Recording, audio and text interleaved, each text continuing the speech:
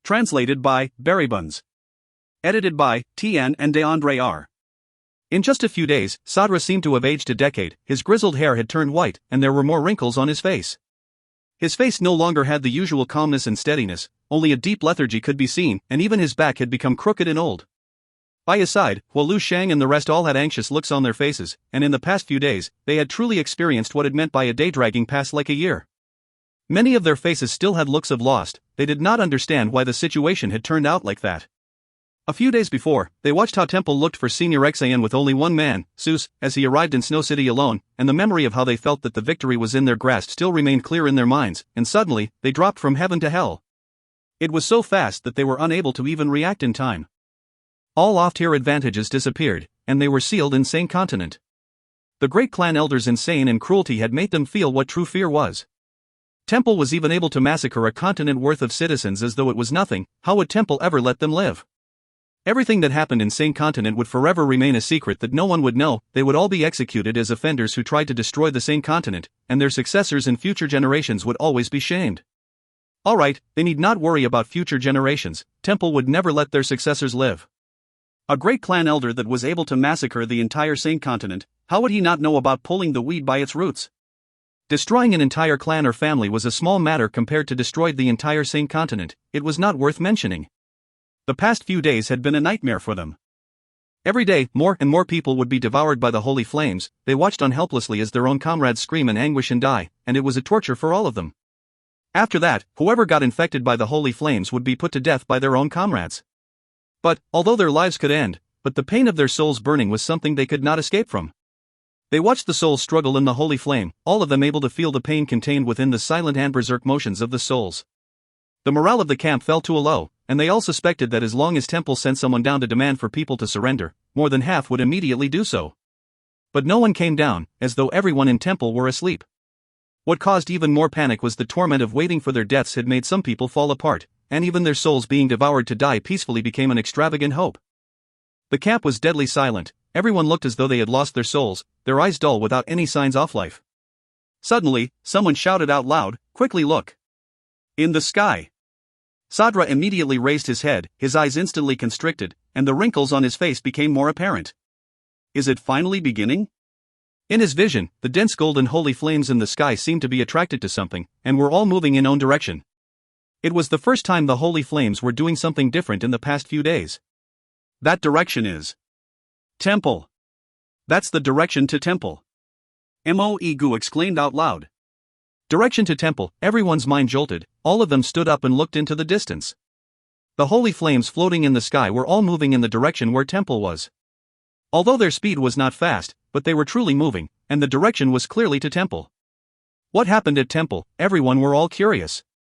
Temple was not situated far away, but it was definitely not near either, and there were a few cities between them.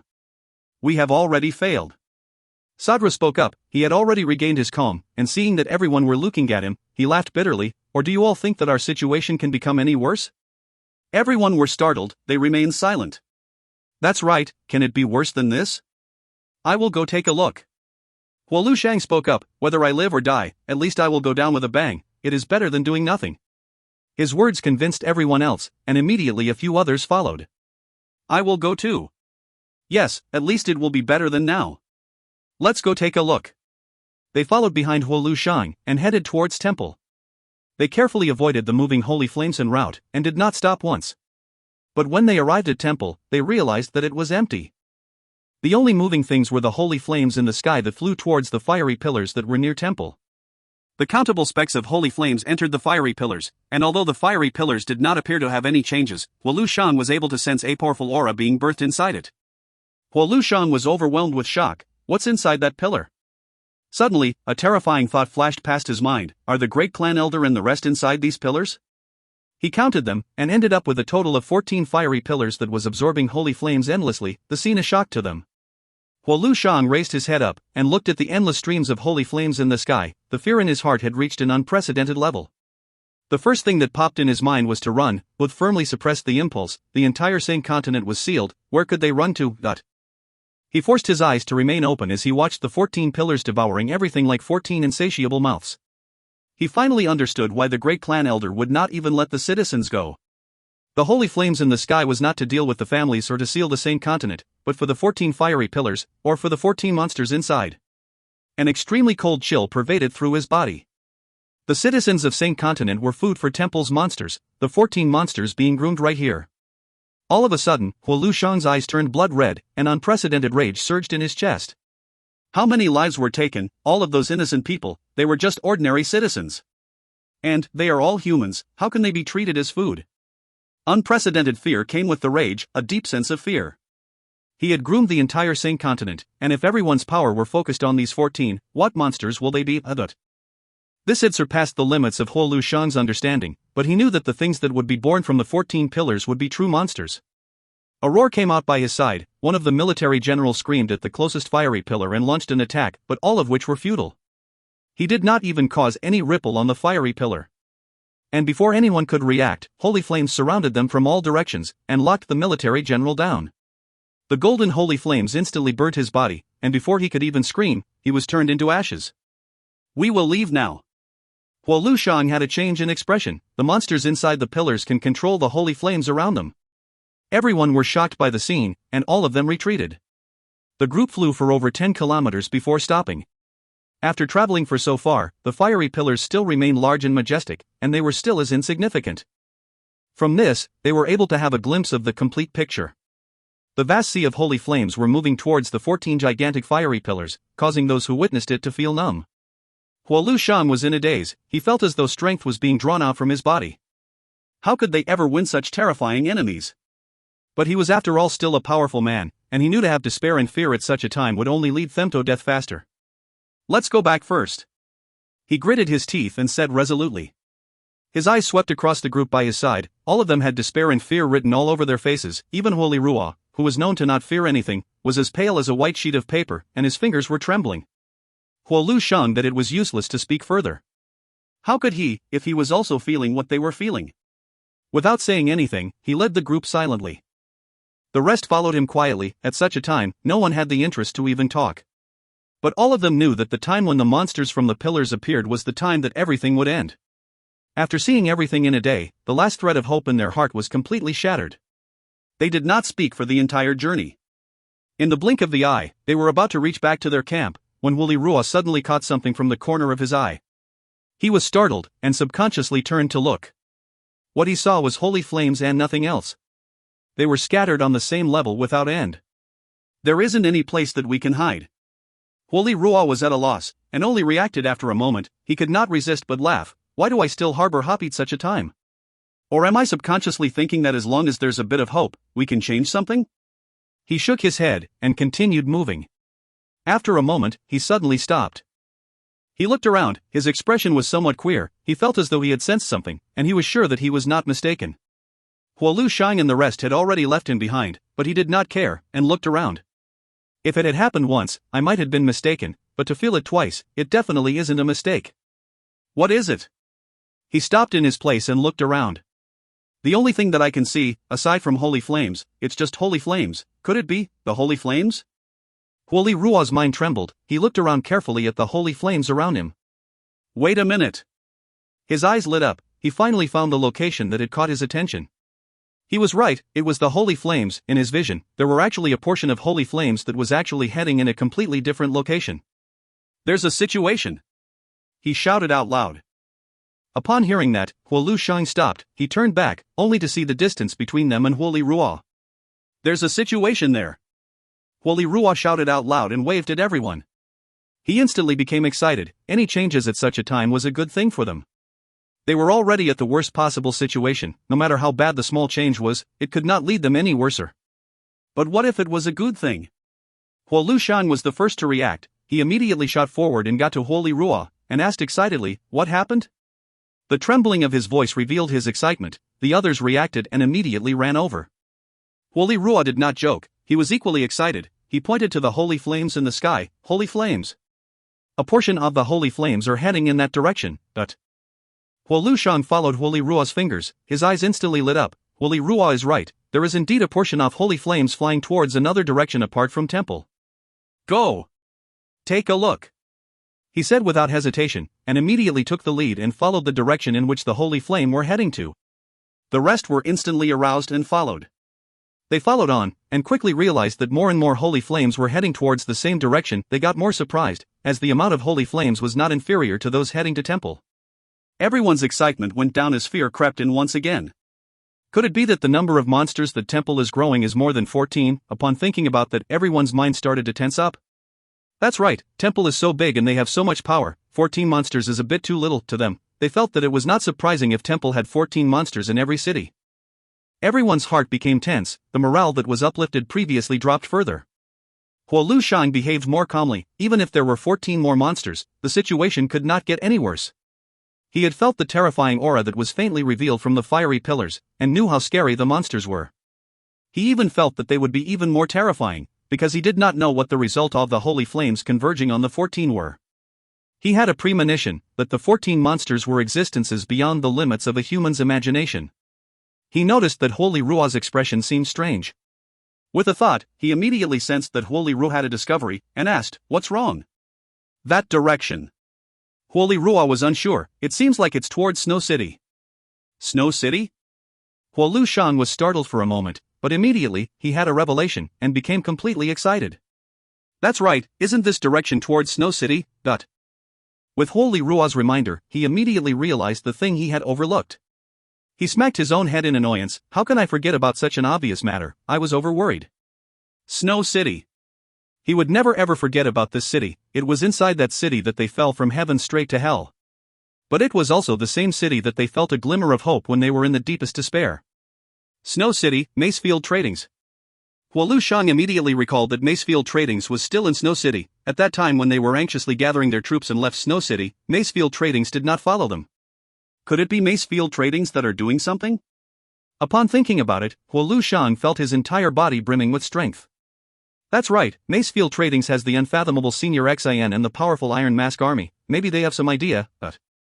Huolu Shang was self-reflecting for completely forgetting the existence of Macefield Tradings. Regardless of what relation they had previously, they were all now survivors of the same continent, and were allies. They were unable to fly in same continent, thus they used all of their efforts to sprint. When they arrived outside Snow City, they were shocked by the scene that welcomed them. Every single person stopped in their tracks, and stared blankly at the gigantic monster in Snow City. All of them had their mouths wide opened, all of them had forgotten how to speak. A gigantic cyclone had covered the sky of Snow City, and it looked as though there was a monstrous mouth above the cyclone, where all the holy flames surged in through, transforming into a golden stream that poured into the cyclone. The fiery pillars that they saw previously were as calm as gentlemen compared to the gigantic cyclone in front of them. Even the speed of devouring were of completely different levels. Temple's fiery pillars were like docile gentlemen that ate with proper etiquette at the dinner table.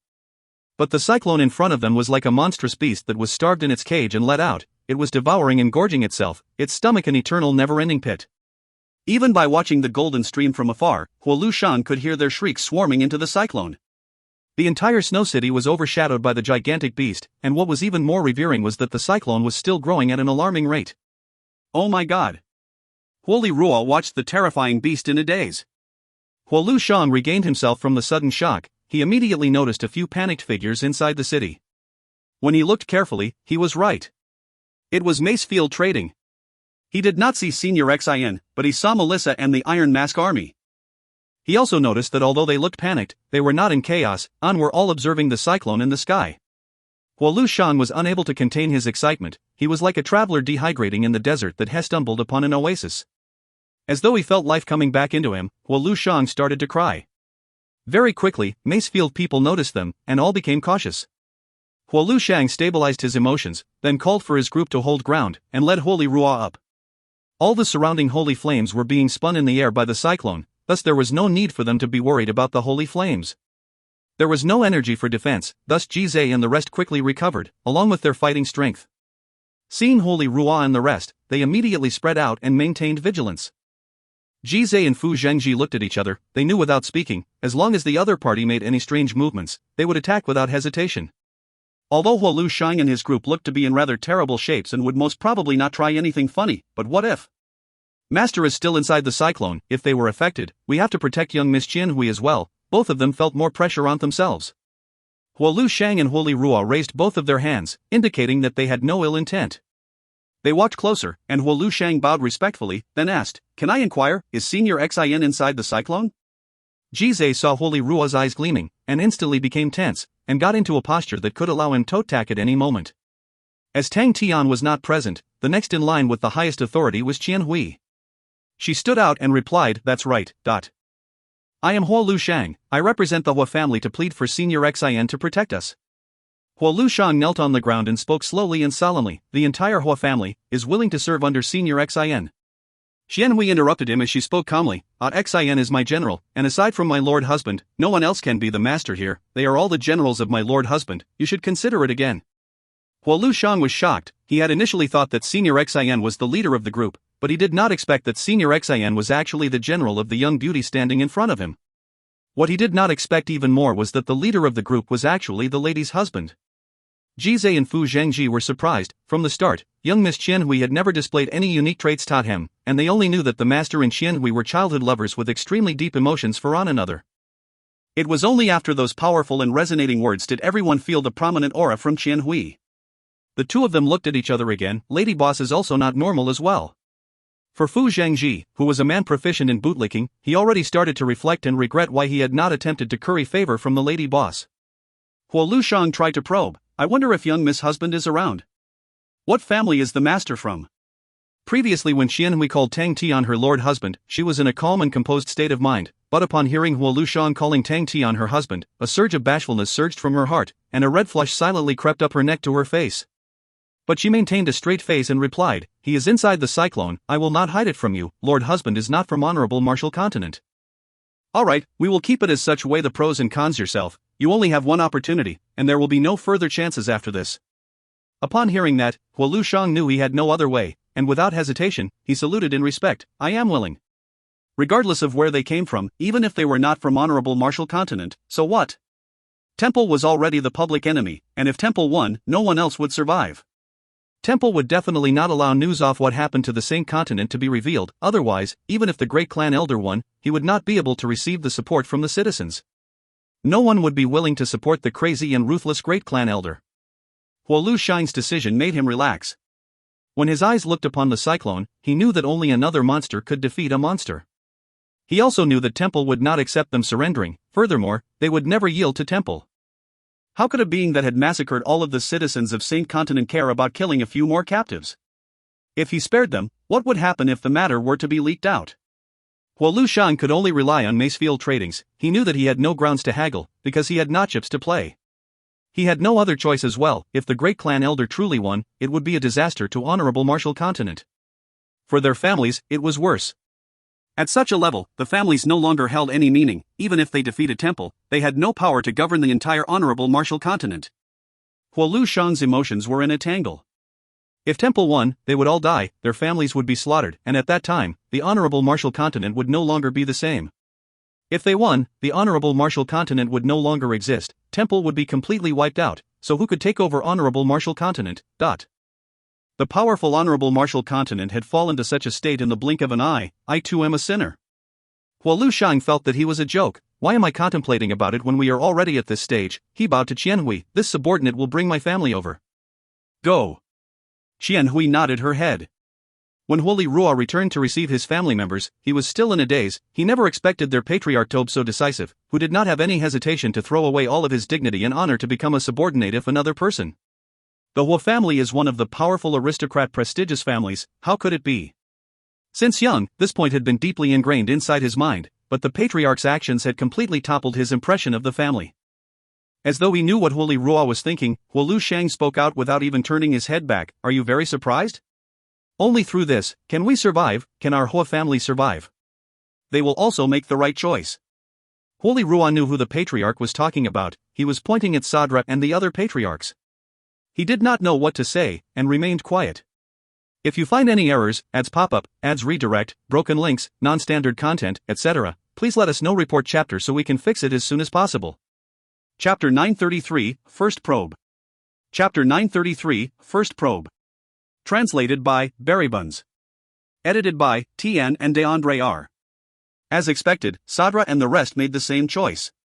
Especially after they saw the gigantic and terrifying cyclone, they had no other alternative thoughts. Their predicament left them no choice. The family's alliance was already destroyed. Each family had huge losses, at least more than 30% of their forces were gone. Such a huge loss was not enough to destroy the few families, but most importantly, they had no way of retreat. They were in a position of despair, and the families who chose to leave would only die even faster. The painful losses was a terrible experience for any of the families. But the place where it was harmed the most was the morale and confidence. In the past, the reason why Sadra and the rest were unhappy about their situation and dared to contend with Temple for authority was mostly because of their confidence, and was the ambition of the various heroes of the prestigious families. They firmly believed that they were the true masters of honorable martial continent, and believed that they had the qualifications to share the power over honorable martial continent with Temple.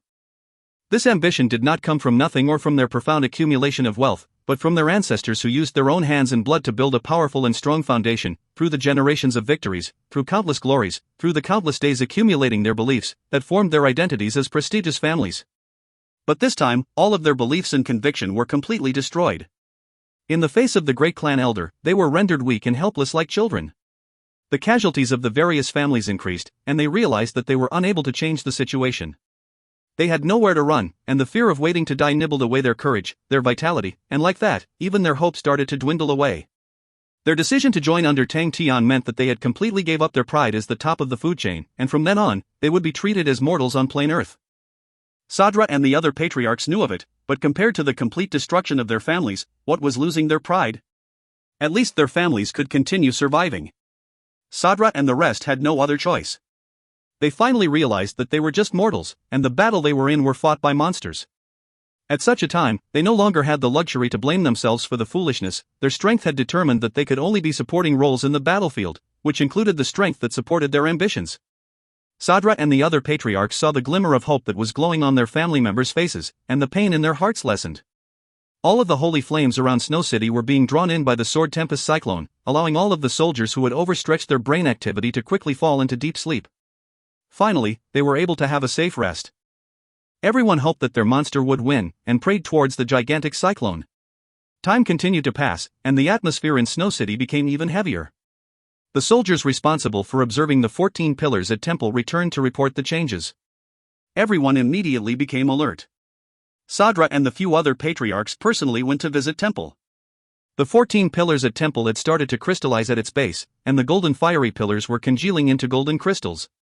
The 14 terrifying auras were completely different from what they had experienced the few days before. Every one of them had become even more violent. The monsters inside the fiery pillars started to grow in strength and heartbeat, which sounded like drums. Every beat resonated and caused the sky to ripple. Even from the distance, they could hear the impatient breaths. Sadra and the rest had a premonition that when the monsters inside the fiery pillars had completely metamorphosed and could appear at any moment. They were afraid the cyclone was still growing without any signs of completion. But if the great clan elder and the 14 monsters were to appear first, they would instantly be in danger, and the situation seemed to be turning into the direction that they did not desire for. What they did not know was that in the sky behind them, Dooku was observing the fiery pillars with a solemn expression. Since he had mimicked the holy flames and cheated the seal in the sky, he was able to fly wherever he wished. Dooku was able to sense the terrifying auras inside the fiery pillars, and the holy flames were unable to block his sight, allowing him to see through the fiery pillars clearly. Countless of golden silk that resembled a human's veins, and converged towards a spirit general from various parts off the fiery pillars. Dooku instantly realized, spirit generals, those strange flames were prepared for spirit generals. Dooku's expression remained serious. He was able to sense the strength of the spirit generals, and they were at an unprecedented level that he had never seen before. It was not an unfathomable realm, but just the accumulation of power. In his eyes, there were no techniques that purely accumulated power, but the uncountable store of power was forcing the spirit generals to metamorphosize again and again. Dooku never thought that the world actually had such a simple and violent method to grow powerful martial artists. That's right, the spirit generals inside every fiery pillar released auras that were like monsters climbing out from uncultivated floods. Even from the distance, he could sense the terrifying auras of the spirit generals. They did not even conceal their auras. Every spirit general felt as if they were formed by the oceans of holy flames. The ripples formed by the compression of the huge volume of power was simply unconcealable, and he was able to clearly see spirit generals inside the fiery pillars distorting his laws were in chaos. It was the pinnacle of power compression, one never seen in history.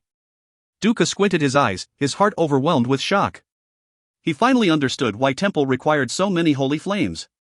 He could feel that through the fiery screen flowing in the sky formed by the unknown connection of the other fiery pillars, the 14 pillars were able to continuously absorb the holy flames floating in Saint Continent. Truly terrifying. When anything reached its pinnacle, many things could happen. Every single spirit general posed a threat to him. His enlightenment of laws were at the pinnacle, and the law domain he had was a matchless power, but the power accumulated inside every individual spirit general was much larger than the power he could utilize. Just the pure power was sufficient to pose a threat to his laws. Right at that moment, suddenly, the spirit general inside the middle pillar opened his eyes. With his cold and indifferent glare, he looked at Dooku. Dooku's heart was shocked. The enemy discovered me. He quickly calmed down, although the enemy was powerful, but he still had absolute confidence in his own strength. Yes, even with his law domain, the enemy could still pose a threat to him, but at the same time, no matter how vast the enemy's power was, his law domain was also a threat to his enemy. It was just that the situation was not advantageous for him, but he was not alone. The great clan elder could sense the threat from Dooku, and was inwardly shocked. His eyes gleamed with a light. So you are a surviving member of Sin Domain. The great clan elder's voice shot out from the fiery pillar, and the holy flames in the sky suddenly became agitated. Dooku felt as though he was in a torrential storm. Winds blew against him, and the holy flames all pounced towards him ferociously, as though they wanted to burn him to ashes. Dooku remained calm. The air around him turned sluggish, and no matter how violent the holy flames were, they were unable to enter a 30 m radius of him. The holy flames in the sky transformed into a wave, which flowed towards Dooku with an earth-shattering power, causing the entire sky to tremble. Temple treats its citizen worse than pigs and dogs, and slaughtered all of them just to nourish your own bodies. Your sins are beyond redemption. Even with 100 deaths, you can never redeem yourself. The holy flames covered Dooku's figure, but Dooku's voice came out clearly from the holy flames, in which the rumblings could not conceal. Dooku's figure was revealed once more. He was like a rock situated in the middle of a stream, while the holy flames were like the water that flowed around him. He was unharmed, and remained indifferent, but his tone was resounding and powerful. The great clan elder's face turned dark. He knew that he was unable to do anything to Dooku, and sneered, "You can't speak all you want. History is written by the victors, the losers will become the evil one. I want to see whether you will still be able to smile when we come out." With that, he no longer cared about Dooku, but his absorption of holy flames increased.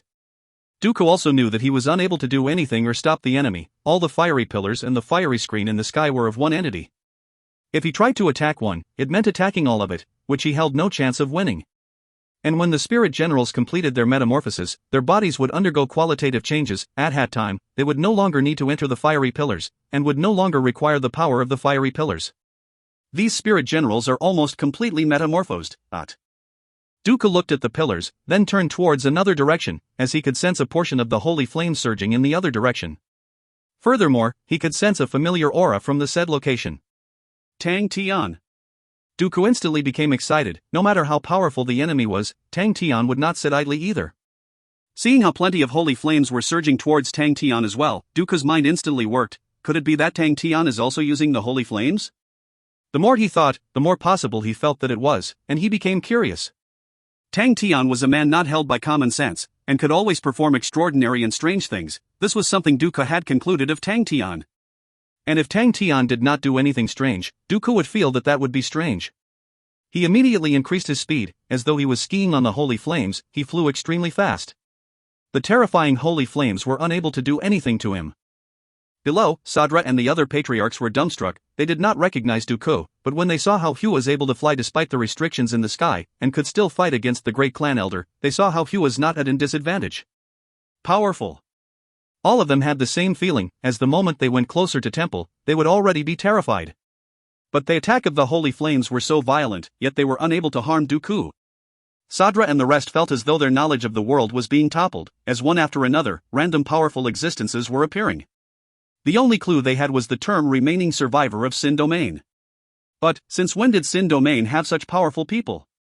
He is too powerful, and looks young. Wait a minute.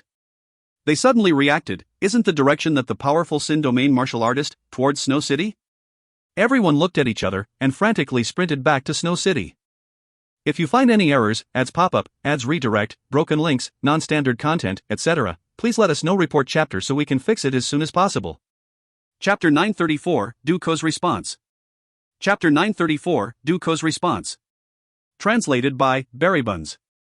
Edited by Tian and DeAndre R.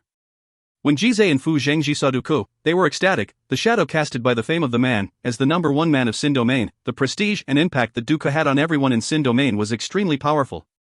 Furthermore, seeing how Duku alone could fly in the sky, they knew that he was definitely worthy of being called the strongest. When the strongest man of Xin Domain saw the cyclone floating above Snow City, his mouth was wide open on his stunned face. After a long time, he turned his neck, which resulted in a crack crack crack sound, like an extremely rusted mechanism, causing Jizai and the rest to worry that his neck would break. Is Master inside? He looked at Jizai in shock with an extended finger pointing weakly to the cyclone. As expected of the strongest man of Xin Domain, his foresight is so powerful. Jizai immediately nodded his head. Yes, Master has been inside for a few days, with Aoxian, Xiaoran and the rest. Inside for a few days. Duku looked up, and as he saw the stream of holy flames being pulled in, the corner of his mouth twitched. Upon thinking about the fiery pillars at temple previously, in which he thought was already a shocking scene, Hesyclone's speed of devouring the holy flames was even more terrifying. The only thing that he could think of saying at that moment was "Shao do I, am just a country bumpkin, and haven't seen the world yet." The gigantic mouth of the cyclone was the biggest volcanic crater he had ever seen in his life. The golden streams that poured in from the sky left him with only one thought in mind: a whale's mouth. Alright, maybe it was not the right example, but he felt as if it was a flood being reversed. After witnessing the majestic scene before him, he calmed down. That's right, if Master Tang Tian didn't do anything surprising, how is he Master Tang Tian? Previously, Duka still had some restraining fear towards the great clan elder, but after witnessing the huge cyclone, he forgot those emotions. Whoever saw the cyclone that covered half the sky, would instantly feel as though the world had opened up before them. Who is Aoxian and Xiaoran? Duku casually asked. After he had calmed down, he found those names unfamiliar. Are they new?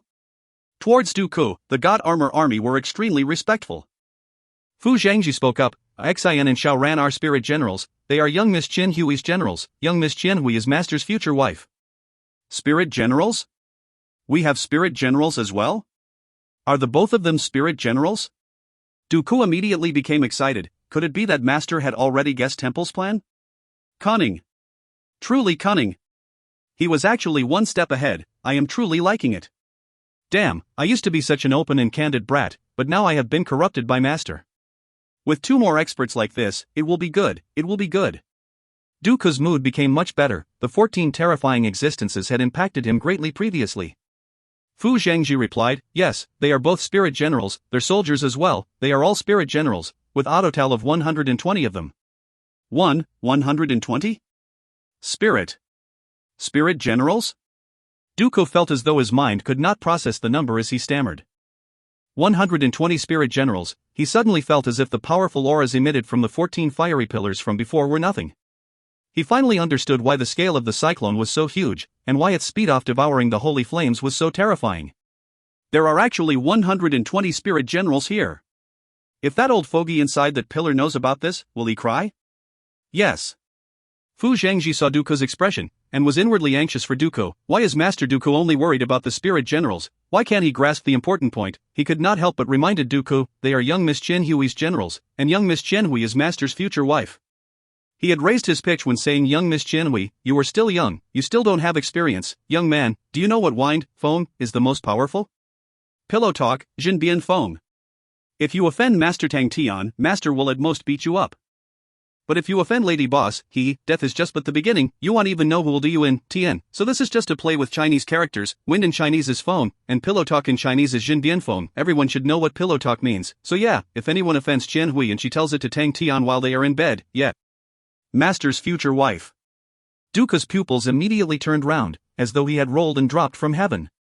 I say, which family's young lady is so beautiful and so classy? So she is actually Lady Boss. Boss is truly fortunate, look at her, Master has truly struck it big. We are also extremely fortunate, with Lady Boss guidance, we will definitely keep to the right track, and be invincible, all those who stand in our way will be struck down easily. Upon seeing Lady Boss, Xiaodu, I already felt kindred spirits and close. Duku instantly became passionate, as though he had found a long-lost relative. Fu Zhengji, who was previously mocking Duku, was dumbstruck upon hearing Duku's words. It was not only him, even Jizai, who had a look of respect towards Duku, froze on the spot. Xiaodu, Tian, which means little do. Upon seeing the middle-aged man call himself Xiaodu, Jizai and Fu Zhengji felt a cold breeze, and got goosebumps. Hey, you are the strongest man of Xin Domain. Even Qian Hui flushed red upon hearing Duku shout out Lady Boss. Sadra and the other patriarchs had coincidentally witnessed the scene while arriving in gasps for breaths. Sadra, Huolu Shang and the rest looked at each other, and instantly read the situation clearly. They had witnessed Duke's powerful bearing, who was not inferior to the great clan elder. But the absolutely powerful man remained so respectful in front of young Miss Qian Hui. He seems to be flattering her. How unfathomable are boss and lady boss. Could it be that boss and lady boss came from Sin Domain? If not, why are the powerful Sin Domain martial artists serving them? Don't think about it, we are not qualified to think about such matters. Moe Gu suddenly spoke out. The others were silent, but agreed, such matters were not up to them to consider. They had no other choice regardless of the master's history. Temple, which had performed such a savage act, was already the public enemy of honorable martial continent, and the thought of Temple holding authority again was something that caused even the bravest man to tremble. In Sadra and the other patriarchs' eyes, anyone could become the master of honorable martial continent, as long as it was not Temple. Furthermore, it was closely related to their lives. Now that they knew that the master's subordinates were so powerful, their morale were boosted, and hope existed in their hearts once more. Inside the central fiery pillar at Temple, the great clan elder opened his eyes. He looked at his fist. The translucent fist had completely congealed, and aside from the faint gold color, it had no difference from a live person's hand, where even the warmth and sensation was exactly the same. It was the same for his body, it had been completely congealed. Holy flames and spirit generals were ethereal beings. But when the two were formed together and developed to their maximum, they congealed. His body was no longer translucent, but had become solid. His body, that was faintly gold, increased the imposing and divine aura that he emitted, and when he raised his head, he could feel the churning power in him.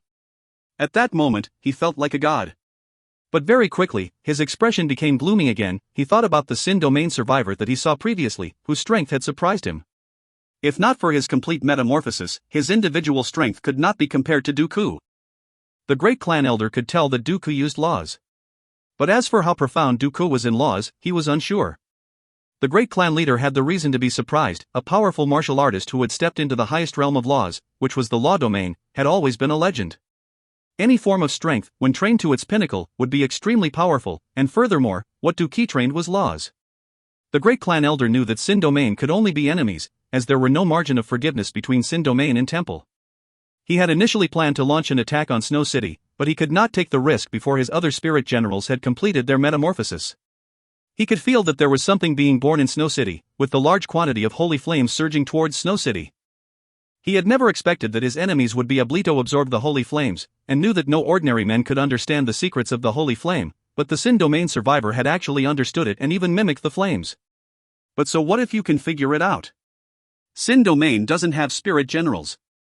Upon thinking about that, the great clan elder revealed a smile. How can my plan that was formulated through countless of years be so easily broken? The great clan elder was a cautious man, and Dooku's sudden appearance had caused him to feel a bit uneasy, although the uneasiness was a fleeting emotion, but he decided to increase his bargaining chips. Although the enemy had stepped into the law domains, but the current Saint Continent was his territory. The 500-odd pillars of punishment were like needles that firmly nailed down into every corner of Saint Continent, allowing him to control the entire place. Since he needed more bargaining chips, he had to make use of the people. The great clan elder looked at the holy flames in the sky, and a cold sneer appeared on his face. If the aristocrat alliance had suffered severe casualties, then the newly built prestigious families were in disaster. The armies that they had were not as experienced as those of the aristocrat alliance, and their strength were lacking. Against the holy flames, they died instantly. What remained were less than 40% of the total population. The aristocrat alliance lost 30% of their population, and the various families were able to maintain the numbers. As for the new prestigious families, as their death toll had reached over 60%, all of them were in chaos. The remaining people looked at the sky blankly, all of them were numb as defeat filled their hearts. The great clan elder suddenly appeared. He floated high above the sky, his body emitted a golden light that prevented anyone from looking straight at him. His terrifying presence enveloped the space beneath him. He was like a god, that made everyone feel the desire to worship too. The people beneath had long crumbled, all of them knelt down and begged for forgiveness. They cried and begged to the great clan elder in the sky. Inside the sun-dazzling light, the great clan elder's sovereign voice came out and resonated across the land. All of you have sinned. Your loyalty had never been tested by Temple, and without the existence of radiance in Alafu, I will never know. This is a minor reprimand for all of you. Since all of you are citizens of Temple, Temple has decided to give all of you an opportunity to change yourselves. The people beneath were crying with joy. Remember this, everyone only have one chance. The great clan elder chided, causing shock into everybody's eardrums, but they did not care about it. The great clan elder waved his hand, and the pillars of punishments nearby all shot out flows of golden light, which flowed to the great clan elder, and landed on the ground to form many golden light doors. This is your final chance. As long as you step through these gates of repentance, all of you will be redeemed. The moment the great clan elder spoke those words, the lucky survivors beneath all scrambled towards the doors. Inside the dazzling light, the great clan elder's smile was ice cold. If you find any errors, ads pop up, ads redirect, broken links, non-standard content, etc., please let us know. Report chapter so we can fix it as soon as possible. Chapter 935, Zhou Suhua's Choice. Chapter 935, Zhou Suhua's Choice. Translated by Berrybuns. Edited by Tian and DeAndre R. Beyond the golden doors were an empty space. The golden light floated in midair, and beneath it was a faint halo of light, which burnt with a transparent flame. Outside of the halo, holy flames surged all around like a golden ocean. The moment the survivors stepped in, they were transformed into ashes before they could even rejoice. The transparent flames were not ferocious, but as long as the survivors stepped within the halo, they would not survive. The oblivious survivors surged in like a tide, and like water droplets being sprinkled onto a heated iron, they transformed into mist. One after another, the survivors transformed into ashes. The great clan elder remained unmoved as he stared at the halo with indifference. Suddenly, the great clan elder's eyes lit up. One of the lucky survivors did not turn to ashes, his body started to emit a transparent flame, and his expression was one of pain. His flesh body looked like fat oil, he slowly melted away as he burnt, until he disappeared. What remained was a dim faint figure that quietly stood inside the halo. He had a blank expression, and his forehead revealed a trace of radiance. The great clan elder frowned. The spirit general was of average quality, but he was better than nothing. The great clan elder waved his hand, and the spirit general flew out of the halo and stepped into the sea of holy flames. Upon flying out of the halo, the originally calm sea of holy flames immediately stirred, countless of holy flames rushed over, and in the blink of the eye, the spirit general was enveloped by the holy flames, and the golden holy flames transformed into red color flames, which resembled a fireball that floated in the sea of gold. The lucky survivors kept pouring in, and the majority of them transformed into ashes, with a small possibility of transforming into spirit generals. In the sea of golden holy flames floated many red regiments that resembled cocoons. The great clan elder shook his head. As expected, the quality of the spirit generals are directly linked to the strength of the person. The spirit generals produced by the Honorable Martial Banner of Knights were of completely different qualities. But the spirit generals formed by the lucky survivors does not hit the requirements that I want. They are too average, and can only be used as cannon fodder. Luckily, his original intent for them were to be cannon fodder, for Sophie and the rest to have as subordinates. There are so many holy flames, if I don't use it, they will go to waste. He felt it was a pity towards the prestigious families. Their disciples were far more outstanding, and might possibly produce better spirit generals. But the aristocrat alliance were all experienced people and were not easily swayed. It would not be easy to trick them into entering the light door. The regret quickly disappeared. The great clan elder had an ambitious heart. When Sophie and the other spirit generals were completely metamorphosed, he would be able to sweep through the entire sacred saint galaxy. It was the era for his light, the era for temple, the era that belonged to him. He firmly believed that it would arrive. Zhou Suhua looked out the window. The endless rain made him in a daze. His request to enter Thr Shang continent was rejected by Go Changwondao, and he had no choice but to retreat and encamp in a small continent on the supply route. He did not expect that his anxious reinforcements that resulted in him paying a huge price actually ended on such a note, causing him to feel discouraged. Moxian's fleet that was riddled with scars were also rejected by Go Changwondao. However, Moxian and him also were not able to group together. The cracks between the three was something that everyone was aware of, as it was greatly related to the news of the internal strife, the hottest topic amongst everybody in Sacred Saint Galaxy. Go Changwondao was a neutral party. He did not wish to offend Temple or the families. Thus, he held on to an unyielding stance, and had decided to wait for the internal strife and struggle for power in Honorable Martial Continent to settle. Moxian belonged to the Mo family of the Aristocrat Alliance, and since the news of the prestigious families abandoning the Zhou family was no secret, friction arose between both parties, as though they were fire and water. It was all of a sudden that the southern expedition's advantage quickly disappeared. The wariness between the great generals at the front lines actually happened to the renowned Honorable Martial Continent. How could this not cause Zhou Suhua to laugh helplessly? But his greatest worry stemmed from a secret rumor. The Zhou family and him were in extreme danger. The Zhou family were the first few to join the alliance, which meant that the Zhou family were already on Temple's blacklist. With Temple's strength, if they were to suppress the rebellion, the Zhou family would definitely have a difficult time escaping from their fate. Furthermore, the Zhou family was abandoned by the alliance, which meant that even if the alliance won the internal strife, the Zhou family would not have good days ahead. Furthermore, the Zhou family had suffered too greatly, and he was the only one left, which made him think of the phrase, "a single person cannot salvage the situation." If the alliance won, they would take the Zhou family's assets to replenish themselves. Xiao Suhua understood the prestigious families, he understood their style of doing things, their greed and coldness, and even the Zhou family would do it if they were in different positions. Regardless of who the winner was, it would end up terrible for the Zhou family.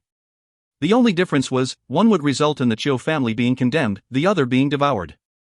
Just when he was uncertain for the future, he received the news, or accurately saying, an invite, that caused his entire heart to go into chaos. For 3 days and 3 nights, he did not sleep, as he sorted out the information before him.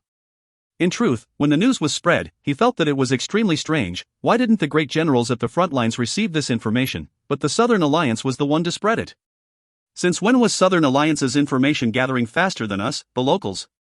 Following his understanding of these information, he gained many discoveries. For example, he had realized that unknowingly, the Honorable Martial Continent's reactions and responses had become passive and restricted. It was as though there was an invisible pair of hands that were quietly molding everything according to his own plans. What made him feel even more shocked was that the pair of hands were extremely coordinated with the Southern Alliance's plans. For example, the ambush on the supply route, Go Changwendao's need for reinforcements while Moxin and him were being obstructed occurred at the same time. Along with that was the stable Honorable Martial Continent falling into internal strife that caused everyone to worry.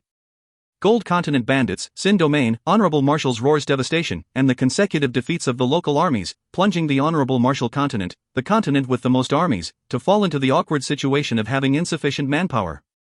This directly led to the holy bell being rung, and the gathering of armies at the same continent, which made the alliance see Temple's weakness, and made them have the confidence to suppress Temple. The impeccable timing and coordination made Xiao Suhua suspect that the invisible Black Hands was the Southern Alliance. It was no secret that the Southern Alliance leader had gone missing for a period of time, in which they had even discussed about, but everyone felt that the most probable reason for his disappearance was because he was seeking for support, like from the Gold Continent. Even the bravest of men would have never guessed that he had snuck into the Honorable Martial Continent. The trail that Xiao Suhua followed was coincidentally the Zhou family. The annihilation of the Zhou offense army had shocked Xiao Suhua for a long time, and thus Mace Field tradings had also become one of his focus. If not for the direct relation, such a small prestigious family would have never attracted any attention. When Xiao Suhua studied the Mace Field Tradings family, he suddenly realized that they were a group of people that had arrived from the western region. He immediately thought about the series of strange happenings in the western region. The fall of 2 lieutenant generals were no small matters. It was not only that, the fall of the 2 lieutenant generals directly led to the armies of the western region to disappear, which was buried by the series of wars that occurred after that. The Gold Continent's first appearance was in the western region. The Honorable Marshal's Roar was taken from the Warship Cemetery in the western region. Lieutenant General Collins' fall also occurred in the western region. There were too many coincidences. The consecutive fall of 3 lieutenant generals shook Honorable Martial Continent, and made the citizens waver, and was also the beginning of the foolish actions of the prestigious families. If that was all, the Honorable Martial Continent could still take it. But coincidentally, Go Changwendao's successful capture of Shan Continent had his fleet ambushed, the supply route received fervent attacks by the Southern Alliance, and Go Changwendao called for reinforcements all at the same time. At the same time, Xiao Suhua himself and Moxin were hindered, and they were unable to support Go Changwendao. After Xiao Suhua thought about it, all of the incidents that occurred within the short time frame was truly too coordinated and coincidental. In some sense, it was all these small incidents that led to the buildup of Honorable Martial Continent's predicament. Regardless of how the series of incidents were completed or their impeccable timing, everything was too perfect. With the Civil War, the Southern expedition dropped into a state of emergency, causing the hard-pressed Temple to ring the holy bell. This decision instantly removed the shackles that Temple had on the prestigious families, and allowed them to see the opportunity. It is a seriously far-sighted plan. Xiao Suhua was completely convinced and revered the arranger who had planned so far ahead. But the unforeseen events in the same continent made him realize that the enemy's true intention was not Go Changwendao, but the same continent. The enemy had planned it out not to cause Temple to be too tired to counter, but for Temple to continuously send forces out, and form a weakness at its core. Xiao Suhua guessed that Temple's decision to ring the holy bell went beyond the arranger's anticipation. The prestigious family's alliance was something that the arranger could have never foreseen, but the enemy knew how to take advantage of the situation. In fact, the enemy is stronger than I think. The Zhou family instantly became the first sacrifice. Xiao Suhua did not know what to say, as the Zhou family were the one who instigated the problem and provoked the enemy. It could only be said that the enemy was too powerful, and with their farsightedness, every step they took was extremely fatal and powerful. At the start, Qiu Suhua thought that the arranger was Southern Alliance's spirit general commander, but he quickly realized that it was not Bing, but Tang Tian. In such a tangled and complicated situation, lit was not the long-distance control, but the capability to adapt to the ordeals. Qiu Suhua laughed bitterly inwardly.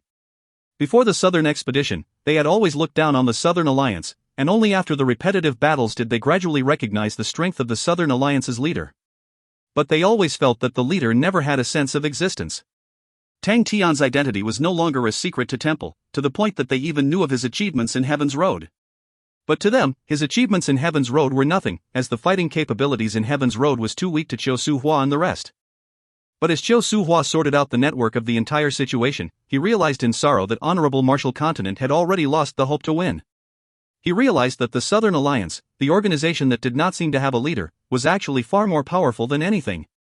Just with this leader, they had changed the entire situation. There's actually such a capable man in this world. Suddenly, he thought about the nickname that Temple's information had on Tang Tian, the godlike young lad.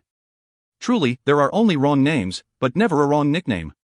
The situation in Saint Continent had not ended, but Qiu Suhua had a premonition that the godlike young lad would be the ultimate victor. Qiu Suhua firmly believed that Temple still did not know what monster they were up against. He knew that he and the Qiu family no longer had the qualifications to wait for the Saint Continent to uncover this enigma. He needed to hand over his and his family's fate before anything else. If you find any errors, ads pop up, ads redirect, broken links, non-standard content, etc., please let us know. Report chapter so we can fix it as soon as possible. Chapter 936, Tang Tian's Gains. Chapter 936, Tang Tian's Gains. Translated by Buns. Edited by Tian and DeAndre R. Tang Tian's body was already at an extreme, and was not inferior to any of the legends of history. His invincible body was the foundation of the awakened god armor, and his control over it became more and more outstanding, which further proved the point. Compared to his perfect body, his refinement of his spirit had not reached the same level. His current soul training was the glass-like mental state. The glass-like mental state was extremely unique. It allowed him to penetrate through everything in a cool and calm state. But compared to his monstrous and invincible body, it was still lacking. In fact, back in Heaven's Road, Tang Tian had spent a considerable amount of time and effort towards tempering his martial spirit. But because of the Gemini constellation, he and Little Fool shared one body, thus his spirit and soul was completely different from ordinary people.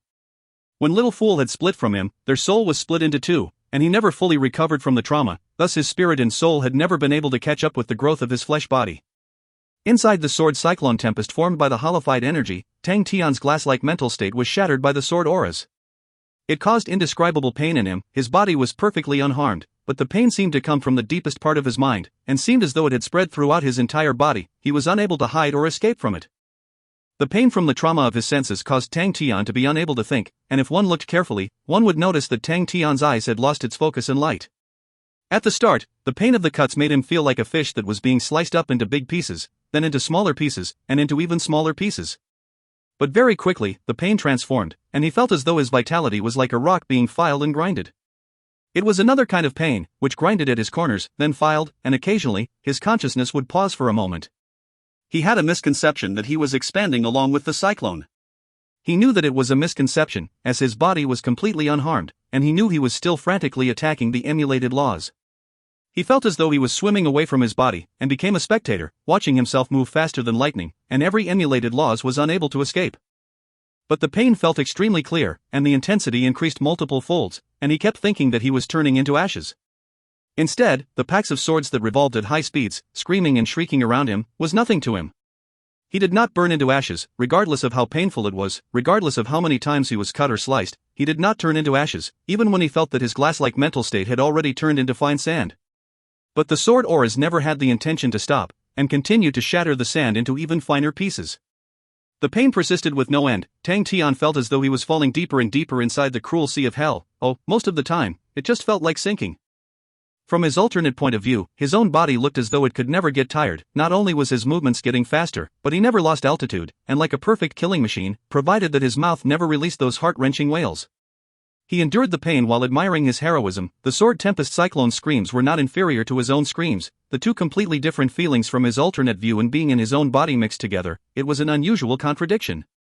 Tang Tian, in his alternate view, was still able to observe Xian and the others. Xiao Ran was in the best state, she was growing the fastest. She had the purest thoughts. As a spirit general, this talent was brought forward from when she was alive. Her talent was outstanding, which helped her growth. Her body was congealing into a solid form endlessly. The holified energy congealed a fleshly body that was no different from an ordinary person, but the glossy and sparkling layer of luster made the body look like crystal, and was extremely breathtaking. The zanbato in her hand was also transforming. It became even longer and thinner, becoming even more proportionate. The pitch-black blade body had an extremely hard tactile, and also had a pure layer of luster. Xian was in a good state. His body was also congealing, but he was slightly slower than Xiao Ran. Tang Tian noticed the undying sword in Xian's hand. Whenever the holified energy got close to the undying sword, they would immediately shatter and transform into a faint mist that was absorbed by the sword itself. The undying sword was like a dry sponge frantically absorbing the holified energy around.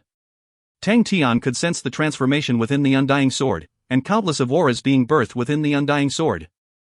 The amount of holified energy that the undying sword was absorbing far surpassed the amount that Xian and Xiao Ran were absorbing added together. Thinking about that point, Tang Tian's consciousness suddenly trembled, his entire body turned light, as though an invisible chain inside his body was completely shattered, and he felt extremely light. The pain in him disappeared, and a new joy surged up uncontrollably. In that moment, Tang Tian, who managed to calm down, realized that his own glass-like mental state had transformed into what seemed like a cloud, a mass of candy floss. When the holified energy sword auras swept through it, aside from a slight ripple, he did not receive any harm. Tang Tian was enlightened, his glass-like mental state was shattered so finely that it was even smaller than grit, and the sword auras could not shatter it further. It was an indescribable sensation, a brand new sensation. He could feel that his body had become much lighter, and he could feel that his soul had gone through an irreversible transformation. He did not know whether it was a good or bad thing, but from the current look of it, it was still good.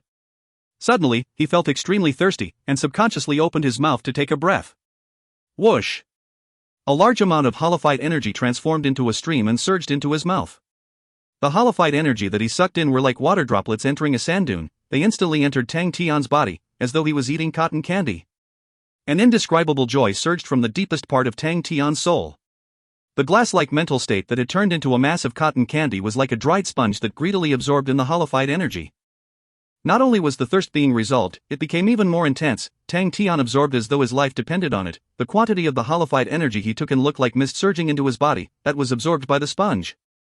Time crawled by slowly, but the glass-like cotton candy did not show any signs of satisfaction. Tang Tian did not know how long it was, when suddenly, the speed of the cotton candy devouring slowed down. The cotton candy seemed to be filled, and was extremely heavy. Right at that moment, a drop of water dropped out from the cotton candy. Plop! It sounded like a water droplet hitting the floor inside a cave. Tang Tian's body jolted. The drop of water that left the cotton candy had transformed into a regiment of mist that spread through every corner of Tang Tian's body. Tang Tian felt as if his entire dry desert-like body was being nourished by rain, and an even stronger and intense sense of joy spread through his entire body. Tang Tian felt that his body had become extremely light. He knew it was a misconception. His body was already close to perfection without any internal injuries. It was his soul being nourished. As expected, he saw a faint illusory figure that had appeared within his body. The drop of water that emerged from the cotton candy turned into mist and dissipated into the illusory figure. He then realized that the figure had multiple dimmed spots, and he knew that those were wounds. The Gemini constellation had twin souls, and both were connected to each other. If they were separated, they would definitely sustain injuries. A soul's injury is extremely hard to treat, much harder than treating a spirit general. Spirit generals did not have flesh bodies, thus they had less to fear. But a live person's soul and flesh body were as one, and are incapable of separating. Whether be it Heaven's Road or Sacred Saint Galaxy, souls was an unknown territory, and no one could say that they had truly pried through the secrets to a soul. It was Tang Tian's first time seeing his own soul. The sensation of his soul being moisturized was completely different from the joy he felt before. He felt that his body had become even more free, as though his body was a glass covered with dust, but the moisture had smeared a bit of the dust away, and he could sense his state of mind gaining even more clarity. It was like a dark house that had opened its windows, and allowed sun to enter, revealing the things inside the house. Many things that he had difficulty understanding in the past came to him naturally, like how canals are formed where waters naturally flow. He gained a flash of understanding. His body and soul were a complete one, and Tang Tian's heart gained a comprehension. Unknowingly, his soul had been healed, and with a thought, the cotton candy stopped absorbing the holified energy. Tang Tian's gains were huge, which greatly surprised him. His original intent had been to help Xian, Xiaoran and the rest, but who would have known that he was the one who had gained the most benefit? Many things that he had difficulty understanding in the past were all completely comprehended by him. The holified energy was in truth a part required to construct a soul, and was a unique form of energy. After he had treated his soul, he did not continue absorbing the holified energy like Xiaoran and the rest. They were able to benefit from the huge quantity of holified energy because they had no restrictions of a flesh body. Tian was unable to do so. His soul and body were one, and if the soul was too strong, it would break the equilibrium between the two. Once the soul and flesh body were not in sync, there will be even more problems. Even so, since my soul cannot increase in weight, I can improve its quality. I believe this is the Tao of a human's path to cultivating and training. Ordinary things were useless to souls, even the whirlpool sword spirit tempering technique that he had used in the past. If it were ordinary sword auras, they would have been useless to him. It was because of the holified energy that Tang Tian was able to affect his soul.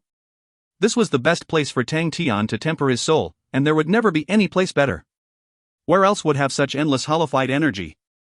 Even if my soul gets injured while being tempered with, I can restore it immediately. With that, he had now worries on holding back.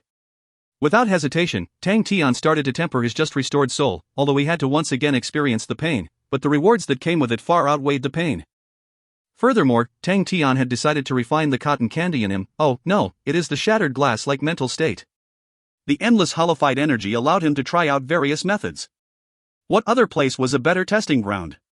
Suddenly, Tang Tian, who was filled with fighting spirit, felt that the sword cyclone tempest was heaven.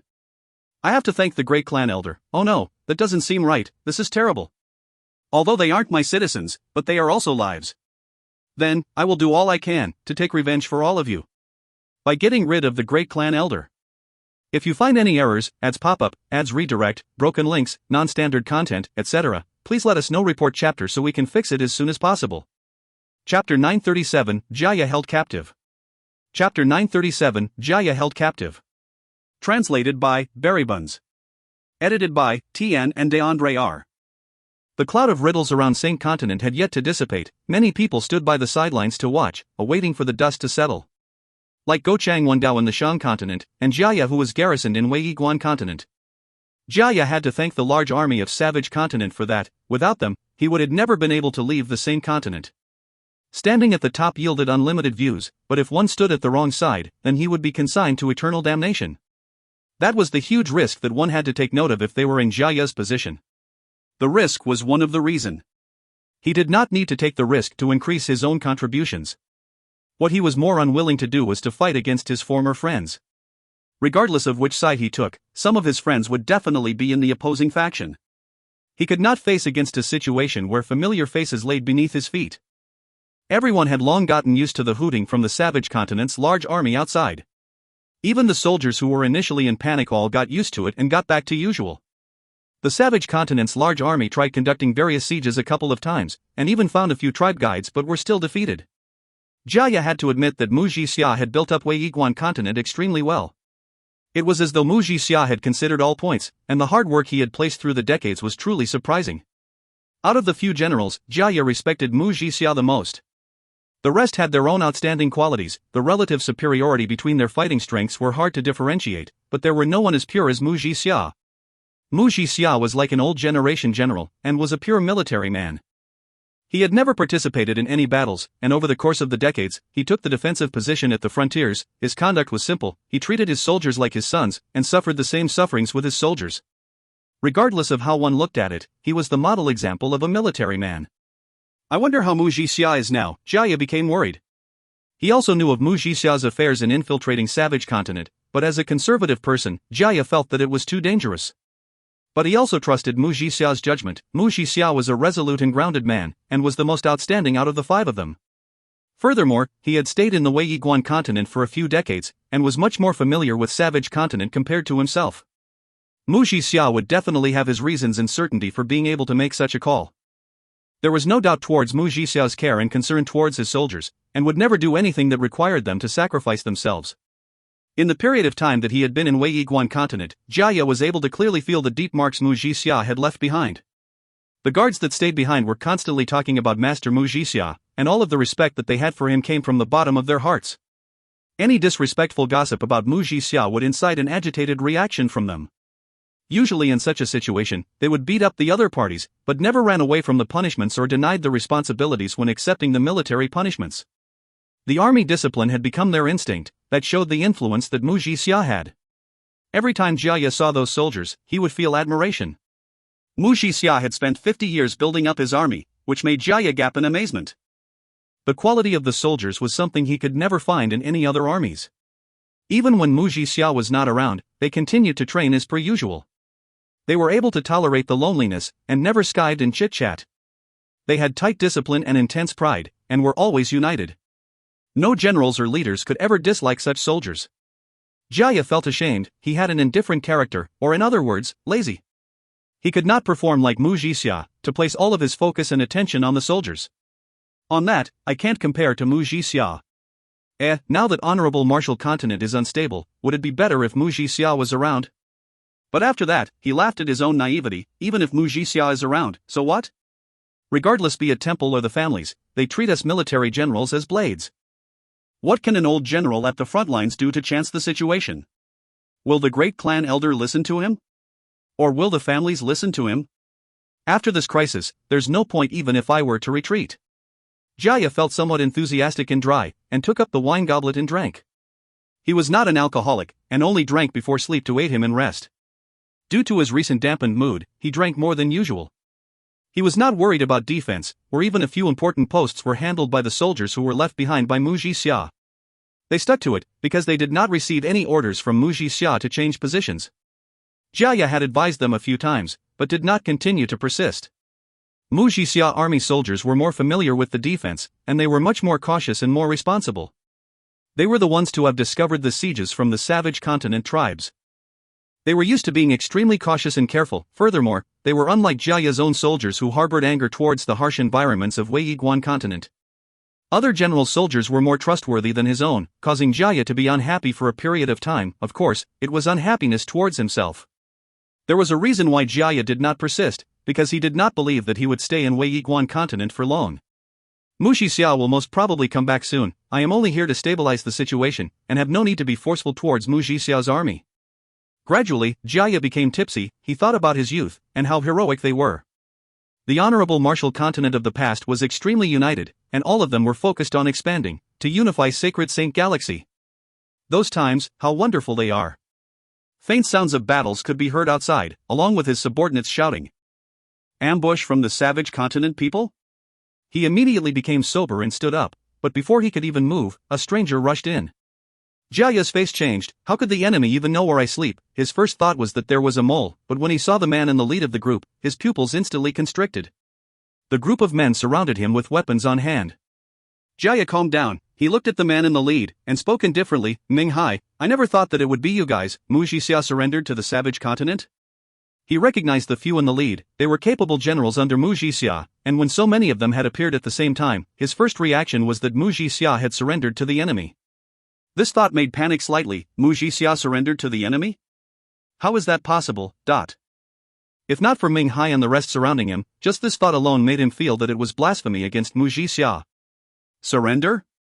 How can Master surrender? Ming Hai laughed tragically. Master died. Seeing Ming Hai's tragic smile, Jia felt a bone-chilling sense.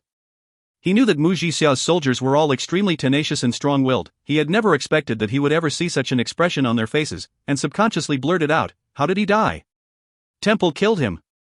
Ming Hai spoke through gritted teeth. His expression was sinister, as tears just fell.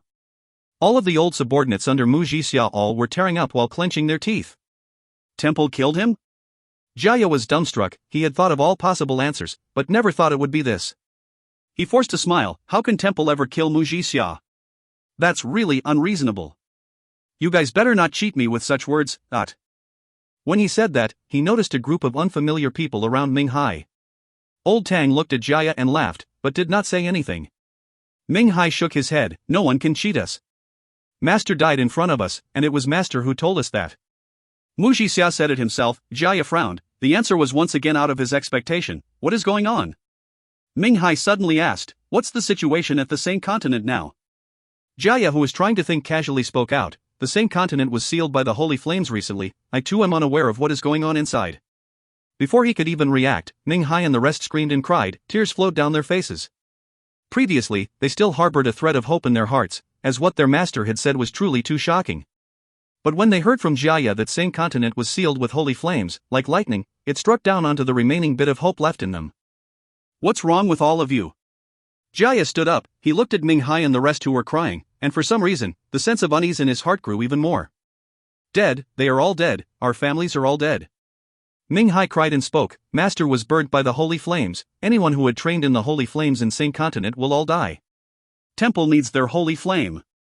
Jaya's face was first of disbelief, but suddenly, he recalled the cryptic words that Mu Jixia had said to him before, and a few rumors of temple, and his face turned pale white. He spoke with a trembling voice, you said everyone in the Same Continent? As long as they trained in the holy flames? Ming Hai wiped the tears in his eyes and spoke up, that's right. Master said that temple wants to create spirit generals, thus they need a lot of holy flames. Thus, they have always been promoting the holy flames technique, and if they were to encounter a unique situation, temple would, Jaya's face turned whiter and whiter, and his body trembled uncontrollably. He had stayed in Same Continent for a long time, all of his family members were all in Same Continent, thus if what Ming Hai said was true, Jaya's eyes turned black, and he almost fainted. He muttered to himself, no way, Great Clan Elder is not that crazy, he will not dare to do that, isn't that basically suicide? Great Clan Elder is intelligent, how can he do such a foolish thing? It isn't like this, there should be some other reason for the holy flames. He wanted to convince himself, but his voice trembled more and more. At the end, he was already gasping, and then, he lost control of his emotions, and started to cry along with Ming Hai and the rest. Old Tang and the old commander looked at Jaya, Ming Hai, and the rest in sympathy, they sighed, they did not know how to console them. Unknowingly, even though they had succeeded in infiltrating and occupying Wei Yiguan continent, as they watched the powerful and hard-willed men crying, the two of them did not find joy in the victory. Such a calamity in the world was truly sorrowful. But regardless of anything, their last obstruction to Same Continent was gone. If you find any errors, ads pop up, ads redirect, broken links, non-standard content, etc., please let us know. Report chapter so we can fix it as soon as possible. Chapter 938, Full-Scale Attack. Chapter 938, Full-Scale Attack. Translated by Berrybuns. Edited by Tian and DeAndre R. Xiao Su Hua. Xiao Su Hua. That traitor! That traitor! Go Changwendao screamed so loud that anyone from afar could hear him, but at that point of time, no one dared to stand up. Cliff and the other two were shocked, they had never thought that at such a time, Xiao Su Hua would actually backstab them. It was so fatal that they did not have any power to retaliate. Upon thinking about their rejection to Xiao Su Hua, all of them were filled with bitterness and regret. When Go Changwendao received Xiao Su Hua's request to stay, he became very hesitant, and got the three of them over for a discussion. They made a decision after a long discussion, over the internal struggle in the Honorable Martial Continent, that all of them could not avoid. The loss of the Chiu family did not affect them too much, as long as they maintained silence, they could just come up with an excuse after. But regardless of all the strategies and possibilities that they had thought of, they had never expected Xiao Su Hua to want to surrender to the Southern Alliance. The Chiu family was a prestigious family in the Honorable Martial Continent, and even if they had failed, it was not something that could push Xiao Su Hua to surrender. In the history of the Honorable Martial Continent, there had never been an instance where the great general had surrendered, Xiao Su Hua being the first one. If such news were to be leaked out, it would most likely incite a huge wave. It was the lowest that had occurred to Honorable Martial Continent, far more severe than any of the losses they had sustained previously. Alright, it was no longer the right time for them to consider about the severity of the action, they had to worry about their own predicament, as they were in the most terrible place. As they had rejected Xiao Su Hua's army from entering the Shan continent, Xiao Su Hua was forced to station in one of the small continents on the supply route. Xiao Su Hua's surrendering meant that Go Changwendao's supply route and path of retreat was completely cut off. And as the Shan continent was not a good place to defend, and they were not proficient in defense, to them, they were completely trapped. Their loss of their warships meant that they could not launch a full-speed pass by through Xiao Su Hua. Although the integrity of their armies were more intact than Xiao Su Hua, but Xiao Su Hua held the advantage of stopping their path of retreat. Under the lack of warships, trying to launch a full-speed pass by Xiao Su Hua's lock was illogical. Everyone had worried expressions on their faces and the atmosphere was gloomy. After a moment, Go Changwendao calmed down and shouted for everyone. When they saw Go Changwendao's appearance, they were all shocked. The master was covered with visible veins and his expression was so gloomy that it looked as though he could produce water, exaggeration. Now, tell me, what other ideas do you all have? Everyone remained silent. Go Changwendao waited for a little while longer, and when no one spoke up, he stood up impatiently and raised his volume. You guys don't even have one idea, Cliff could only stand out, We can only stay in defense and wait for reinforcements. Our integrity of strength is rather perfect. If we persist, Temple's reinforcements should come. Should come? When Go Changwon-dao heard those words, he sneered, "Come your ass. Those idiots are fighting so hard that it seems as though they are putting their lives on the line. Even if the battle is over, they will be busy clearing up the mess. Support us? Who even remembers us?" Everyone remained silent, the spirit in their eyes dimmed down. They also knew that to harbor hope for reinforcements from Temple was simply wishful thinking. They could not defend, they could not run, that was their current predicament. The worst thing was resupply. Their entire army's integrity was rather perfect, which meant they required even more resupplies. With the supply route being cut, they could not receive supplies, and the day when their resources were depleted would be their doomsday. Cliff and the rest were able to guess that the Southern Alliance would just surround them and not fight, and wait for them to exhaust themselves. Even so, what could they do? Initiate an attack? Everyone knew that their fleet of warships that were ambushed upon had greatly affected everyone. The Honorable Martial Continent is truly in danger this time. Go Cheng suddenly said those words, causing everyone else to be startled, and no one reacted for a period of time. It was only after a long silence did everyone react, and their faces turned. "Master, you meant that Southern Alliance's goal was always our backs?" Cliff, the most stable one, asked. "If not, where else?" Go Changwon-dao's eyes flashed with a trace of pain, but he sneered, "You think the Southern Alliance would still place their goal on us? Hee, wake up, we are all roasted ducks a long time ago. Full force attack, they are going in at full force. Those idiots, this time, everyone is finished, . Go Changwon-dao muttered while in a daze. Everyone else turned pale with fright.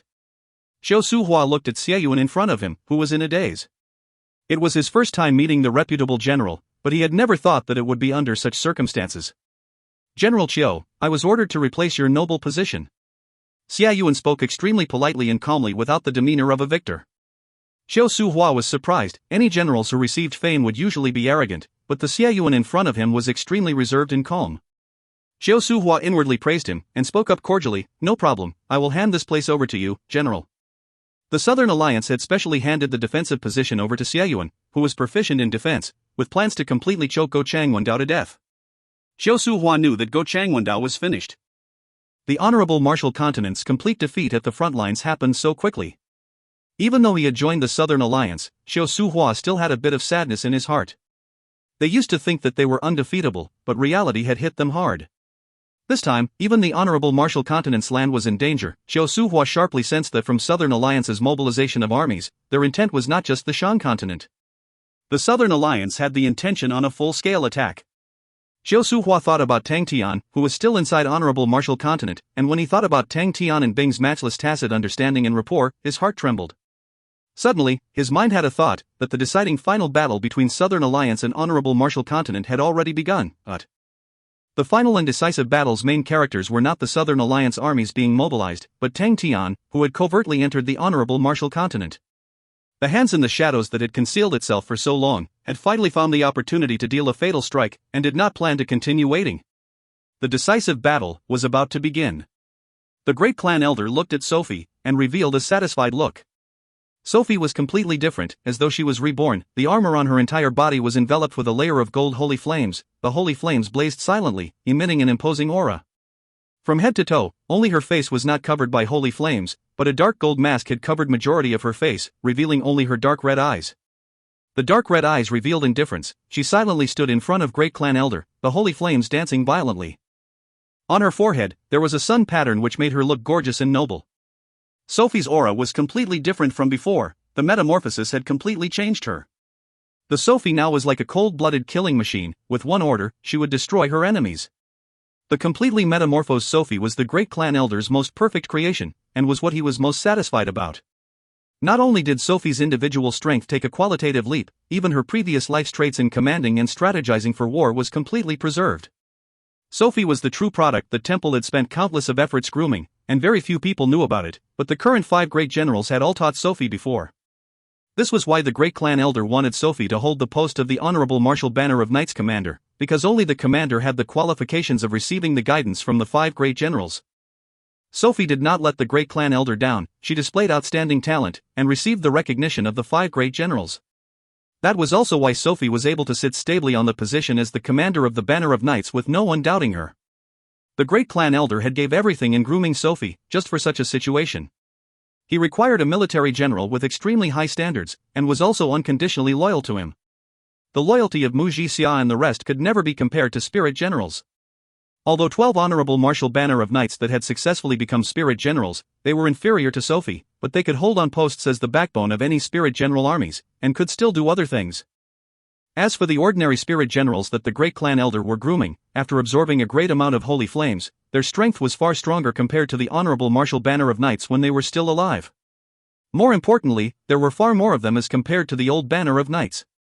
With Sophie as the outstanding military general, 12 honorable martial saint knights as the backbone, and a large number of spirit general soldiers that obeyed commands and were extremely powerful, it was enough to build an extremely powerful spirit general army. And with the endless holy flames, Saint Continent would become the most important land for temple to groom and restore soldiers. In the great clan elder's plans, he had never prepared to build up a spirit general army so early, but with Dooku's appearance, it made him push his plans up earlier.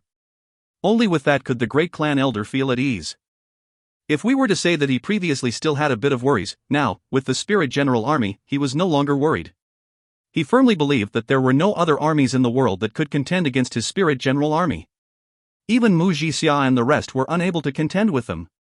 Furthermore, he knew that the seed of holy flames inside Mu Jixia's body had been activated, and Mu Jixia was dead. He felt some regret. Mu Jixia was the military general that he had always admired, but Mu Jixia had rejected to participate in his plans. People who could not catch up to him, no matter how outstanding they were, would have to die. To him, this battle was the most important battle. Success or failure would be on this battle. Once he won Saint Continent, he would win Honorable Martial Continent, and he would win Sacred Saint Galaxy. With that, no one would be able to stop him, or his spirit general army. The generation that belonged to him would start from this battle. He was excited and looked forward to it. After planning for so long, after giving up so much, isn't it to win? In the sea of holy flames, a clear "pa" sound suddenly came out, like a chicken egg being smashed. This shell crack sound was like a fuse, as countless more cracks came out, and turned into a flood. The great clan elder's gaze, which was blazing like flames, looked onto the red cocoons that were cracking inside the sea of holy flames, and his heart stirred. My own invincible spirit general army is being born. If you find any errors, ads pop-up, ads redirect, broken links, non-standard content, etc., please let us know. Report chapter so we can fix it as soon as possible. Chapter 939, The Realization Before the Decisive Battle. Chapter 939, The Realization Before the Decisive Battle. Translated by Berrybuns. Edited by Tian and DeAndre R. Inside the Sword Tempest Cyclone, Tang Tian's soul was being tempered and purified, and when the last blemish was removed, his body trembled, an indescribable relaxed sensation flooded through his entire body, and made him feel as though he was reborn. His soul and body had achieved the perfect harmony. He was in a state that all martial artists chased and dreamt after, and in the history of mankind, the number of people who had attained such a state were countable with one hand. Just based on this, Tang Tian was able to stand alongside any of the legends of history, and laugh arrogantly down at all of the others. When both were in perfectly harmonized, indescribable realizations flowed into him smoothly. Tang Tian's experiences and enlightenment all flashed before his eyes in circulation. His cotton candy that floated silently like a cloud, pervaded with a thread of life, as though something was taking shape inside. The cotton candy started to transform into various forms, and ultimately into the shape of a flame. The glass-like mist that was finer than sand transformed into a flame that pulsated slowly. Every pulse would release a rainbow blast light aura. Within the rainbow blast light aura were uncountable faintly visible black threads that swam inside the light aura. Tang Tian quietly observed and experienced the sensation. All of the fine black threads were like the law threads that formed the awakened god armor, and fluctuated and revised themselves inside the glass light. The awakened armor on Tang Tian's body was also quietly revising itself, as the rainbow glass light seemed to be pervading out from the law threads onto the awakened god armor, turning the gold awakened god armor into various other colors, and emitted a pulse of life. Inside the glass rainbow light, all of his enlightenments were automatically transforming the awakened god armor. In truth, it was exactly like what Dooku thought. Tang Tian was a complete tyrant on laws. He used his pure brute force to force various law threads together, to create his awakened god armor. Dooku knew that it looked simple, but in fact, it was extremely difficult. It had a simple logic, but aside from Tang Tian, who else could achieve such a thing? There was no need to doubt the awakened god armor's strength, but it no longer had any space to grow. Tang Tian's control over the awakened god armor became stronger, but mostly because of the fact that his body had been greatly strengthened. The awakened god armor's laws were in disorder, and was the greatest reason on its limitation in might. The glass fire in Tang Tian's body was an inspiration that he got from Temple's holy flames. The most unique feature of the holy flame was its ability to project laws. Tang Tian's glass fire could not project laws, but it could sort and optimize the laws. Tang Tian did not wish to walk the path of holified energy, although it was extremely powerful and had various uses, but its attribute was solely on the fact that it was holified, which was most suitable for spirit generals. Tang Tian's flesh body was tyrannical, and walking on the path of holified energy was basically giving up on an advantage to chase an unknown. What Tang Tian needed was to sort the disorder law threads of the awakened god armor. With that, his original flaw in using brute force to force the law threads together would disappear, and at the same time, he could produce countless of variations, which was undoubtedly a way to improve the quality of the awakened god armor. At Tang Tian's or Duke's level, no one could tell them how to carry on improving or what their Dao was. Duke was in a better state, although his Dao path was more conventional, and although he had already reached the pinnacle, there were people before him who had achieved it before. Tang Tian was worse off, as he loved randomness and repeats. Since young, his Dao path had varied away from others. For example, the zero energy body. When he had achieved his zero energy body, he fell into an extremely pitiable state. And as for his awakened god armor, no one had ever done it before, thus he could never find guidance on it. Why he had not reached this stage earlier was proof. Turning his glass-like mental state into glass fire was more of coincidence and fate, but there were various aspects that Tang Tian himself had gained enlightenment and thought about. Tang Tian carefully experienced the quiet transformations of the awakened god armor. His mask became black. It was a black beyond black, blacker than the night sky, and concealed all of the undulations that Tang Tian's body emitted. His eyes gained a thin layer of transparent light lens, it contained various light laws, and through this light lens, the world became completely different. Sound, smell, temperature etc., more and more laws activated, and upon activation, they brought about their own advantages, and by adding all of them up, Tang Tian realized that the world had become unfamiliar. He could see various lights that he had never seen before, and he could see the law threads in the air. The faint smells that he used to smell in the past became extremely apparent, and he could distinguish between the complicated mix of soil and various other objects.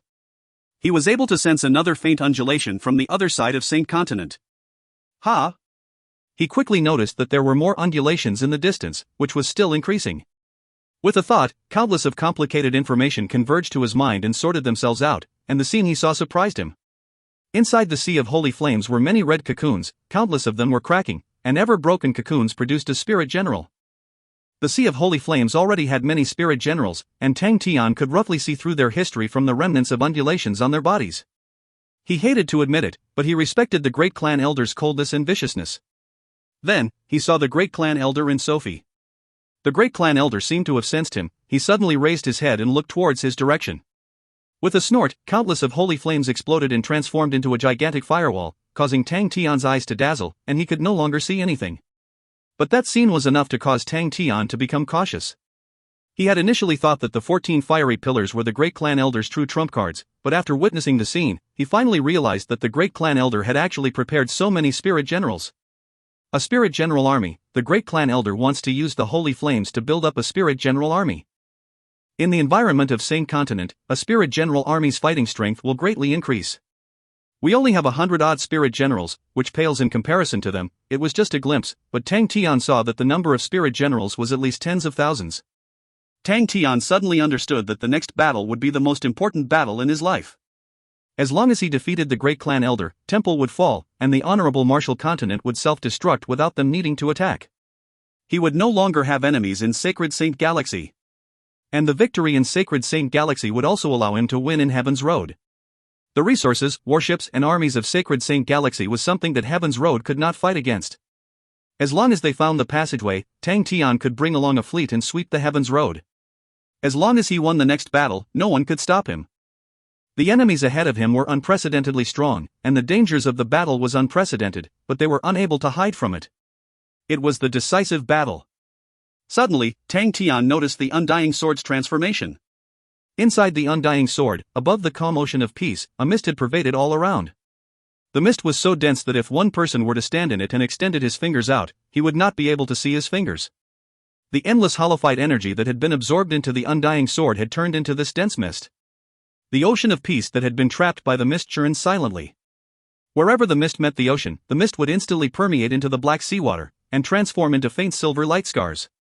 Countless of these silver light scars would flash inside the black seawater, like a school of silver fishes swimming actively inside the water. At the bottom of the ocean where no light could reach, one after another, ethereal figures were standing in formation. All of them were in silence, like terracotta soldiers with cracks from head to toe. If there were nothing else, these soldiers would remain in slumber for another century, and await the cycle of the centuries. One after another, the silver light looked as though they were knocking on the door of Tai, visiting the still land. They converged together from all directions, and entered all of the silent figures. The large quantity of silver light surged into all of the ethereal and cracked figures. As more and more silver light entered them, the cracks on the ethereal figures started to heal. The ethereal figures started to congeal, and looked as though they were become solidified. The outline of their faces became clearer and solid, as they formed mouths, brows, nose. It was as though invisible hands were slowly carving real-life figures from the ethereal figures. When the cracks on their bodies were completely restored, when their bodies were completely congealed, they slowly opened their eyes. The eyes that contained immense determination, shot through the clouds of time, and lit up the dark and deadly silent seabed of the ocean of peace. They slowly raised their heads, and their bodies started to float. When they rose out of the seawater, the mist around them were instantly aroused and surged towards them. The mist that was formed by holified energy all entered their bodies, and like dried sponges, they frantically absorbed all of the mist. Following the absorption of holified energy, their bodies continued to congeal at a speed visible to the naked eye, and from an ethereal form, they formed liquid, then formed bones and flesh. Aside from the gray color skin that all spirit generals had, they were no different from a live person. Their eyes that were formed by the black seawater were completely pitch black, but shone with a gleaming light. If Xian saw them, he would definitely be shocked. When their bodies completely congealed, and no mist were able to enter them, they stepped on the water surface, and silently walked inside the mist. Inside the mist, there was a perfect empty square formation, which had existed unknown to others. The newly birthed soldiers walked into the square formation, and subconsciously walked to a position that was not filled, and remained unmoved. Inside the pitch-black water, more and more ethereal figures opened their eyes. Inside the mist, the lacking square formation was quietly being filled. Tian quietly watched the scene occurring inside the undying sword, his heart filled with emotions. From the beginning of the transformation, all of the shattered spirits that were never willing to rest in peace, never made any sound. They did not rejoice over their new life, and even with the new life, they never forgot their mission, they never forgot their undying convictions. They lived to fight. As more and more shattered spirits under the water were being summoned awake, as the lacking square formation continued to be filled, a powerful killing intent surged into the air. In the mist that pervaded above the ocean of peace, the figures stood as still and disciplined as 10,000 years ago. The great general standing at the front silently raised the gigantic war flag, and stabbed it into the front of the formation. 10,000 years later, the Southern Cross Army war flag was once again being raised up high. When Tian saw the Southern Cross Army's war flag being raised once again, the fighting intent inside his body instantly combusted. You have your spirit general army, I have mine, let us see, whose army is stronger, but... Tian's emotions stirred as the fighting intent within him soared through every corners of his body. I have been holding back for far too long. If you find any errors, ads pop up, ads redirect, broken links, non-standard content, etc., please let us know. Report chapter so we can fix it as soon as possible. Chapter 940, Coming Face to Face. Chapter 940, Coming Face to Face. Translated by Buns. Edited by Tian and DeAndre R. Duke was admiring and studying the pillars of punishment. He was extremely interested in Temple's system. He was not a spirit general, and the holy flames were useless to him, but the logic and creativity behind it gave him places to explore. The pillars of punishment were constructed out of holy flames, in which the structure were even more complicated and mature, and from many places, he could see vestiges of optimization. Jizai and the rest were extremely respectful towards Duke. At such a crucial moment, he could still immerse himself into research. Such a frame of mind was something they could not compete with. They were all extremely anxious towards the decisive battle. Their enemies were so powerful that it caused them to despair. Temple's fighting strength was the strongest throughout the Sacred Saint Galaxy. Furthermore, the great clan elder had spent decades planning and building up, using the entire Saint continent as his tool. He had built up such a powerful foundation. The powerful prestigious families had crumbled even before the great clan elder had revealed himself, without any form of reliation. Sadra and the other patriarchs that Jizai and the rest saw were depressed, and all of them who used to be powerful and wealthy leaders of powerful families, they were now all spent and tired people. Temple only existed in name. The great clan elder who was hailed as the most powerful had absorbed all of Temple's blood, absorbed all the life and blood of Saint Continent and laid out a powerful and murderous plan, a plan that far surpassed any others of history. Regardless of it being the great clan elder or the murderous plan that caused others to be in despair, they were all things that surpassed Jizai and the others' comprehensible limitations. To them, it was a whole different ballgame, and the difficulty and ferocity of the upcoming battle made their hearts anxious. Dooku displayed more indifference, he was of a higher realm, and his mental state had received more sharpening and trials than them. The higher realm one was in, the harder it was to improve and upgrade. It was a known fact of the world, and no matter how one persisted, without the right mental state, one would never be able to attain such a realm.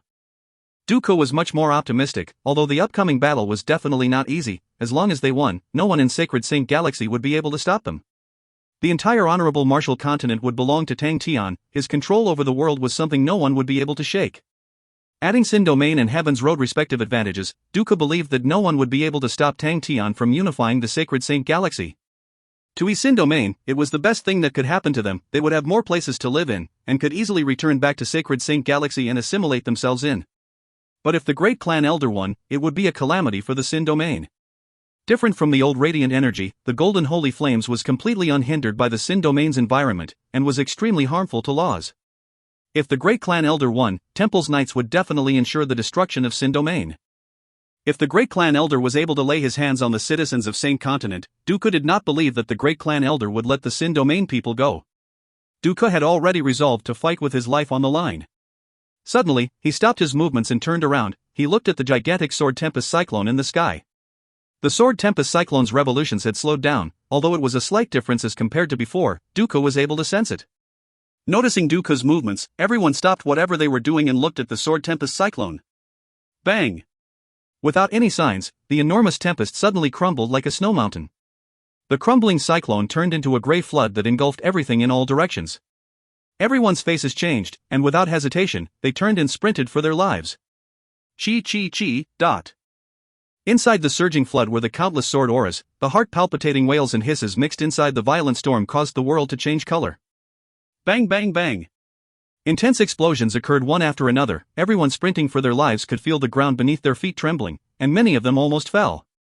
All of them subconsciously turned back to look, and what welcomed them was a majestic scene. The flood of the storm had struck onto the closest pillar of punishment. The lofty pillar of punishment crumbled with a loud bang, and a tide of holy flames spewed down like molten steel, and also caused the screen of holy flames in the sky to tremble. Everyone was dumbstruck, including Dooku. He had been studying the pillars of punishment and knew how tough they were. The hundreds of pillars and the screen of holy flames was of one system, forming an extremely stable and tough composition. For one of the pillar to be broken by the Sword Tempest Cyclone showed how powerful the cyclone was. Suddenly, Dooku had a sense of regret. Why was I studying the pillars? I should have been studying the Sword Tempest Cyclone. I'm wrong, I was wrong. Snow City was left in ruins, it was completely destroyed, as though a giant foot had completely trampled on the Snow City, not one of the structures were left standing. Xian and the rest stood on the ruins in a daze, unclear of what had happened. When the last spirit general walked out from the red cocoon, the Great Clan Elder calmed down. To him, his plan was beyond perfect, and all the steps had been completed, even the Holy Flame Spirit General Army that he had planned as a contingency plan was completed. No one could stop him. Right at that moment, the fiery screen of holy flames in the sky suddenly trembled. The Great Clan Elder's face turned cold. Someone destroyed one of the pillars of punishment. He thought about the person that had spied on him previously. He had tried to think of ways to locate the other party, but he never expected that the other party would reveal their location. As long as he investigated which pillar of punishment was destroyed, he would be able to find them. In a short span of time, the Holy Flame Spirit General Army had completed their formation. Sophie stood at the front, behind her were the 13 Saint Knights, and behind them was an endless large army. Inside every Spirit General soldier was an imprint of radiance, in which the leaders could use directly to guide the soldiers. All of the Spirit Generals birthed from the countless survivors had gone through the nourishment of holy flames, their individual strengths all took qualitative leaps and their fighting strength had become much stronger than before. In the face of absolute strength, all plots and conspiracies were useless. The Great Clan Elder remained calm, with Temple as the main battleground. Who can stop this invincible wave? Let us begin. He spoke out indifferently, his palm touched onto one of the pillar of punishments, which caused it to tremble. In the face of his supreme determination, the vast power became obedient. The gigantic fiery pillar started to flow with holy flames from above, and looked like a candle being melted.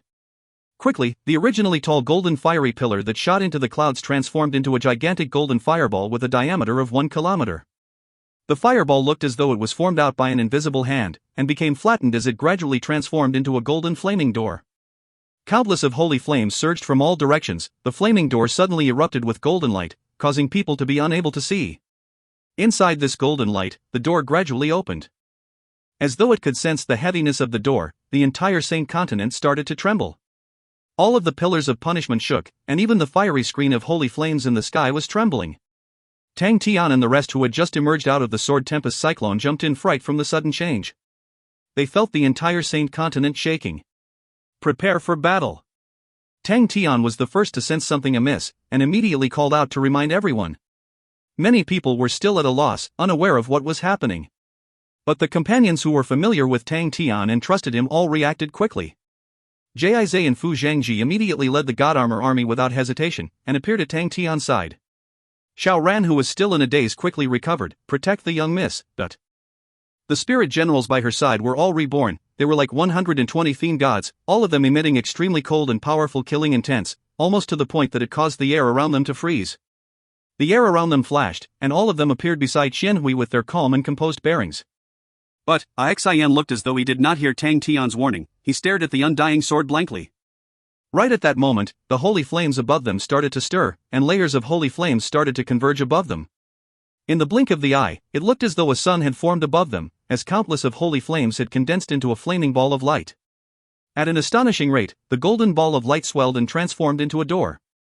The door gradually opened, and a warm and pure golden light shot out. A figure wrapped completely with holy flames walked out from the door. Although the body was completely enveloped with flames, Tang Tian was instantly able to recognize the identity of the person. His eyes constricted. Sophie. Sophie heard Tang Tian shouting her name, and glanced at him once before retracting her gaze. Unified footsteps could be heard from behind the door of light, as spirit generals formed a golden flood that streamed out of the door.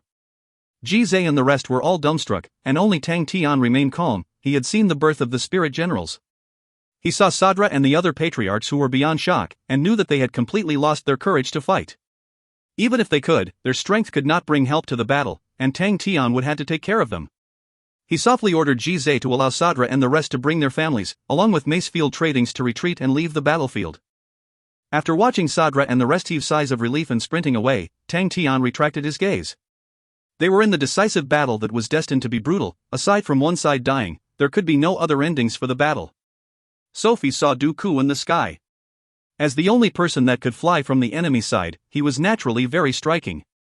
Dooku sensed Sophie's glare, and his heart instantly felt cold. The female spirit general's strength caused him to feel an intense danger. At the beginning, when the spirit generals by Qian Hui's side saw that the enemies were spirit generals as well, their eyes were filled with disdain. But as more and more of them came out from the door, their expressions became serious. The dense mass of spirit generals floated quietly in the sky, their auras were as one, and the might produced from them felt as though there were a series of mountains pressing down onto them. And when the 13 Saint Knights stepped out of the ranks, with the auras around their bodies so strong and intense that it felt as though they were becoming tangible, everyone's expressions changed once more. The great clan elder was the last to walk out of the door. When he appeared, an omnipresent power enveloped the entire battlefield. Regardless if it was the spirit generals beside Qian Hui who resembled fiend gods, or the majestic and large holy flames spirit general army, all of them looked like ants beneath his feet, also insignificant and negligible. If you find any errors, ads pop-up, ads redirect, broken links, non-standard content, etc., please let us know. Report chapter so we can fix it as soon as possible. Chapter 941, Report for Duty. Chapter 941, Report for Duty. Translated by Berrybuns. Edited by Tian and DeAndre R. The great clan elder's appearance brought for a stifling oppression that caused everyone to be in a daze. In that moment, the world became silent. Dooku widened his eyes. The power leaking out of the great clan elder was even stronger than the day that he had met him. He had initially thought that the other party had completed his metamorphosis and his strength was already stabilizing, but he never thought that the enemy would have another breakthrough. In his eyes, the great clan elder's body was an endless vast body of power compressed into a vortex, containing an endless amount of power. Even though the enemy was standing far from him, but the air within 300 m around him seemed to have been cleansed, and there were no law threads present. When Dooku realized that his mental state was wrested out of control, he knew that he had conceded in the formless confrontation. Regardless of how cruel and bloody the enemy's methods were, no matter how fanatical the enemy was, their determination and willpower was truly firm. The enemy's metamorphosis was too simply, it was through absorbing holy flames. But, the seemingly easy method that did not have any techniques was extremely difficult in terms of attaining a said quantity of holy flames. For example, how to absorb the vast amount of holy flames into the body to allow the holy flames to revolve inside the body. Also, the difficulty in controlling the amount of holy flames.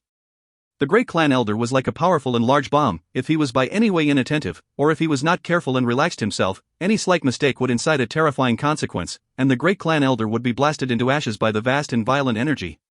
But the great clan elder remained calm and cool. He was unhurried and steady. His cold and frenzied heart was not only towards the enemies, but even more so to himself. Filled with shock, Dooku involuntarily turned his face and looked at Tang Tian. In terms of that, Tang Tian and the great clan elder were extremely similar. When he realized that he was at the disadvantage, Dooku immediately thought of Tang Tian. Tang Tian's expression was calm. He was not shaken by the great clan elder's might, but Dooku could not see the imposing and powerful aura that Tang Tian used to have. He looked like an ordinary man that had never trained in martial techniques before. He quietly stood there without any aura. The great clan elder swept his gaze across the entire battlefield. He wanted to see who dared to become his enemy. When the great clan elder's intense gaze swept past, everyone felt a burning sensation in their bodies, and they were all overwhelmed with shock. Spirit generals? The great clan elder's eyes flickered. He had never expected the enemies to have so many spirit generals. Furthermore, they were of extremely high qualities, causing him to be taken aback. The spirit generals by the lady's side, although his gaze was oppressive, they never revealed any hint of submitting, but instead they stared back at him.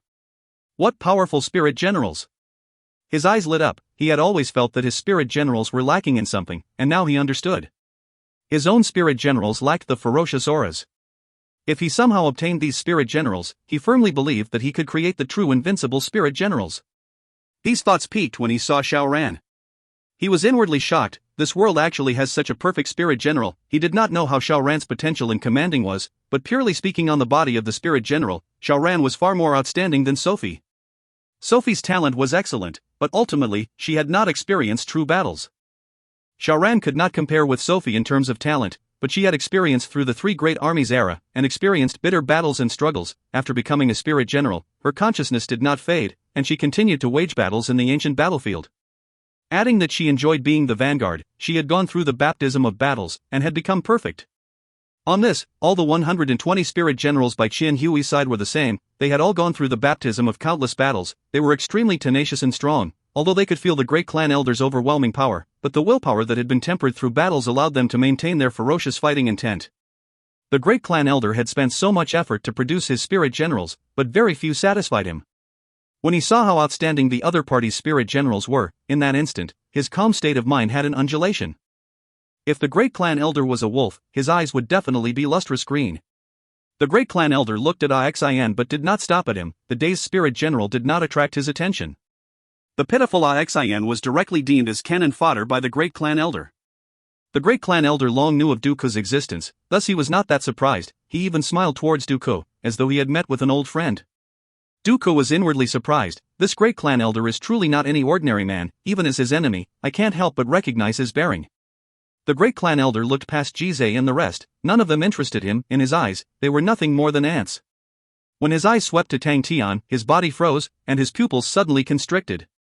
Tang Tian noticed the great clan elder's gaze, and suddenly raised his right hand, and lightly waved at the great clan elder, as though he was greeting a familiar person. Although Tang Tian did not reveal any dangerous aura, the great clan elder was able to recognize that Tang Tian was the one that secretly spied on them. But what surprised him was Tang Tian's current state. In fact, it was not only the great clan elder that was surprised, even Dooku was surprised. Ultimately, the world would always have a few extraordinary people. The great clan elder was like a dazzling sun, able to engulf everything around him, and in a span of 300 m around him, it was an area with no laws. As for Tang Tian, he was the complete opposite. The aura from his body had completely assimilated into the space around him. His existence did not affect the law threads around him at all, as though he was air. The great clan elder's body was like a big ocean compressed into a small body, attaining the apex of form. While Tang Tian was extremely etherealistic, he did not have any power undulations, and had reached the apex of hollowification. The two were of completely different classification, but they were both strong. Even Dooku, a powerful martial artist that had already attained the realm of legends, was moved by their strength. One could only imagine how powerful the two were. I never thought that I would meet with the godlike young lad under such circumstances. The great clan elder suddenly revealed a smile, and he started reminiscing. I remember that year when Temple saw the various information from Heaven's Road. I already felt that young man Tang is not any ordinary man, but I never expected for you to grow to such a state, and become the biggest enemy of my temple. That's right, I knew that you wouldn't know. If I were to be so easily found out by you, how can I defeat you? Tang Tian said teasingly, and if he had a tail at his butt, his tail would be wagging incessantly. Dooku, who had a look of admiration and respect, had his expression frozen as he stared blankly at Tang Tian. The great clan elder has the bearing of an expert, but Tang Tian? Why are you acting like a fool? You actually destroyed the image of an expert completely. Why is the difference so big? The great clan elder's eyes flashed, and spoke earnestly. Young man Tang, you are truly a hero. If you are willing to join my temple, I am willing to give up the position of great clan elder to you, and you will hold the power. Tang Tian sneered, then you want to turn me into a spirit general? The great clan elder sighed, young man, your hatred for me is too deep, that is a pity. Seems like, between the both of us, one of us will have to die. Tang Tian stared at the great clan elder, then all of a sudden, he revealed a smile as bright as the sun, but his tone of speech was firm as steel. If I don't kill you, how can I face the millions of souls that died unjustly in same continent? But the great clan elder sighed once more. It is the world's most cruelest thing, nothing can surpass it, but there was a conflict in beliefs, and it was a need to kill them. Rest easy, when you die, I will turn you into a spirit general to protect temple, and let you witness my eternal temple. Tang Tian's expression looked as foolish. Eternal? Who gave you that confidence? Today, I will destroy your dogsheet of a temple. Ha ha. The great clan elder laughed, just by relying on the few of you? Then let me ask you, who gave you your confidence? That's true. Tang Tian nodded unexpectedly, just by relying on us, getting rid of you isn't that realistic. He suddenly shouted, Xin. Xin turned his blank face over, as though he was still unclear of the situation. His expression was extremely sluggish. The great clan elder spectated by the side. He glanced at Xin and immediately calmed down. This man is too ordinary, there isn't anything unique about him. Everyone's eyes turned to Xin, they were all confused. Why did Master call for Xin so suddenly? This Xin is truly a strange one. Everyone who came out from the cyclone looked to have changed and their individual strengths were all improved. Xin also seemed to have changed, his intellect have disappeared, and become a blockhead. Xin stared at Tang Tian blankly. Only Xiao Ran was able to catch a slight difference. She seemed to have seen Xin's glistening eyes, as though there was something bright within them. For some reason, Xiao Ran's heart tightened. Call everyone out. Tang Tian shouted, his expression faintly revealing a bit of excitement. Call everyone out. Xin suddenly felt his nose and eyes tearing up. He saluted and puffed up his chest and replied, yes sir. Time to appear, my comrades. He stabbed his undying sword heavily into the ground, and as though something within him was resonating, he roared out, come. My Southern Cross Army. Black seawater gushed out from undying sword and covered the surface of the ground. The undying sword shattered, and transformed into mist, that pervaded above the seawater. Whoosh, whoosh. Like chains being dragged on the ground, the sound of orderly footsteps and metal platings colliding with each other converged with the tide. A uniform formation of black armored soldiers stepped on the calm water, as though they had walked out from hell. Every single soldier had extremely cold expressions with disdain in their eyes. The formation made no other noises. The soldiers walked out from within the midst, as though they were endless. All of them remained calm and collected, but the killing intent around them became tangible black mist that lingered around their bodies. All of their bodies flashed with black luster. The great general in the lead had an extremely lofty and huge build. He wielded an extremely large war flag, the pole even thicker than his body. The black war flag is dark as the night sky, with the Southern Cross Army insignia printed on it like dazzling stars. He plunged the heavy war flag into the soil, causing the ground to tremble and sand to fly. The black Southern Cross Army flag fluttered in the wind. Behind him, the black formation was dead silent. With his rough and coarse voice that sounded as though it came from 10,000 years ago, it resonated throughout the world. Southern Cross Army from the Ocean of Peace, our spirit soldiers that have not died, here to report for duty. If you find any errors, ads pop up, ads redirect, broken links, non-standard content, etc., please let us know. Report chapter so we can fix it as soon as possible. Chapter 942, Rebirth, Battle. Chapter 942, Rebirth, Battle. Translated by Berrybuns. Edited by Tian and DeAndre R. The gold formation and the black formation faced against each other. It was an extremely obvious contrast. The gigantic battlefield plunged into an indescribable silence, and only the sound of the flag fluttering in the wind could be heard. The great clan elder stared at the black spirit general's army that had suddenly appeared before him in disbelief. Where did these spirit generals come from? For the sake of producing my spirit general army, I had taken so many lives. The number of spirit generals the enemy had was not inferior to his, and what he could not tolerate more was that the spirit generals were of extremely high qualities, and they were far stronger than the Holy Flame's spirit general army that he made. How is this possible? Southern Cross Army. Suddenly, the great clan elder recalled the name. It had once appeared in the reports regarding Heaven's Road.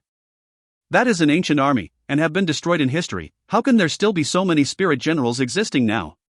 It has been 10,000 years. For a spirit general to be able to withstand the corrosion of a few centuries is already considered powerful, but 10,000 years, what does that even mean? It is so long that even the spirit general would want to suicide. He had never heard of spirit generals being able to survive 10,000 years. But, it's not only that, there was even more. The great clan elder felt that his knowledge of spirit generals was being completely toppled. The spirit general soldiers were all valiant and fierce, they all emitted spirited battle intents, their formations were strict and disciplined, and he could see that every single one of them had gone through thousands of battles, as they emitted the bearings of veterans. When all of these veterans were together, the imposing killing intent they released instantly suppressed his Holy Flame's spirit general army. Tian was equally shocked. He knew that the undying sword had transformed inside the sword tempest cyclone, and knew that the shattered spirits had once again congealed tangible bodies.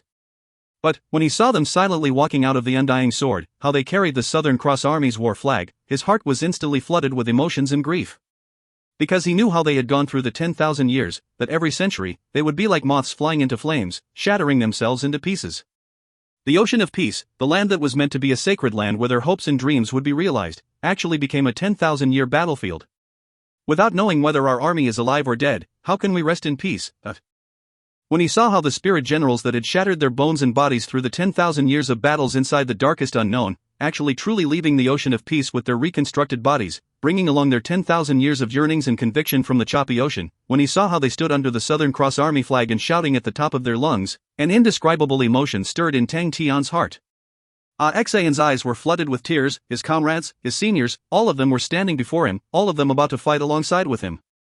In the name of the Southern Cross Army, we fight. Time has already been forsaken by us, we have broken through reality, 10,000 years later, we have once again formed up in the battlefield, we are all able to stand side by side again. The oath we swore that year still exists in our hearts, and the war flag of that year still flutters above us. Hey, it's been 10,000 years, but we are still us. Hey, it's been 10,000 years, but the Southern Cross Army is still the Southern Cross Army. Xian wiped away his tears, and walked to the large man at the front, saluted, and spoke loudly. Southern Cross Army General Xian is here to report. The great clan elder's eyes constricted once again, he knew that he had truly been misled. General Xian, that is the General Xian that wiped out the Zhou offense army. He never expected that the dazed spirit general was actually Xian. The large man returned the salute, and spoke, General Sir, according to the rules of the battlefield, you hold the highest authority. But, before anything, General Sir, can you tell us, does the army still exists? In the strict formation, it was the first time restlessness could be seen. The eyes of every soldier all landed on Xian. The army no longer exists. Xian spoke calmly. The pupils of every single soldier dimmed down, and sobs could be heard from the formation.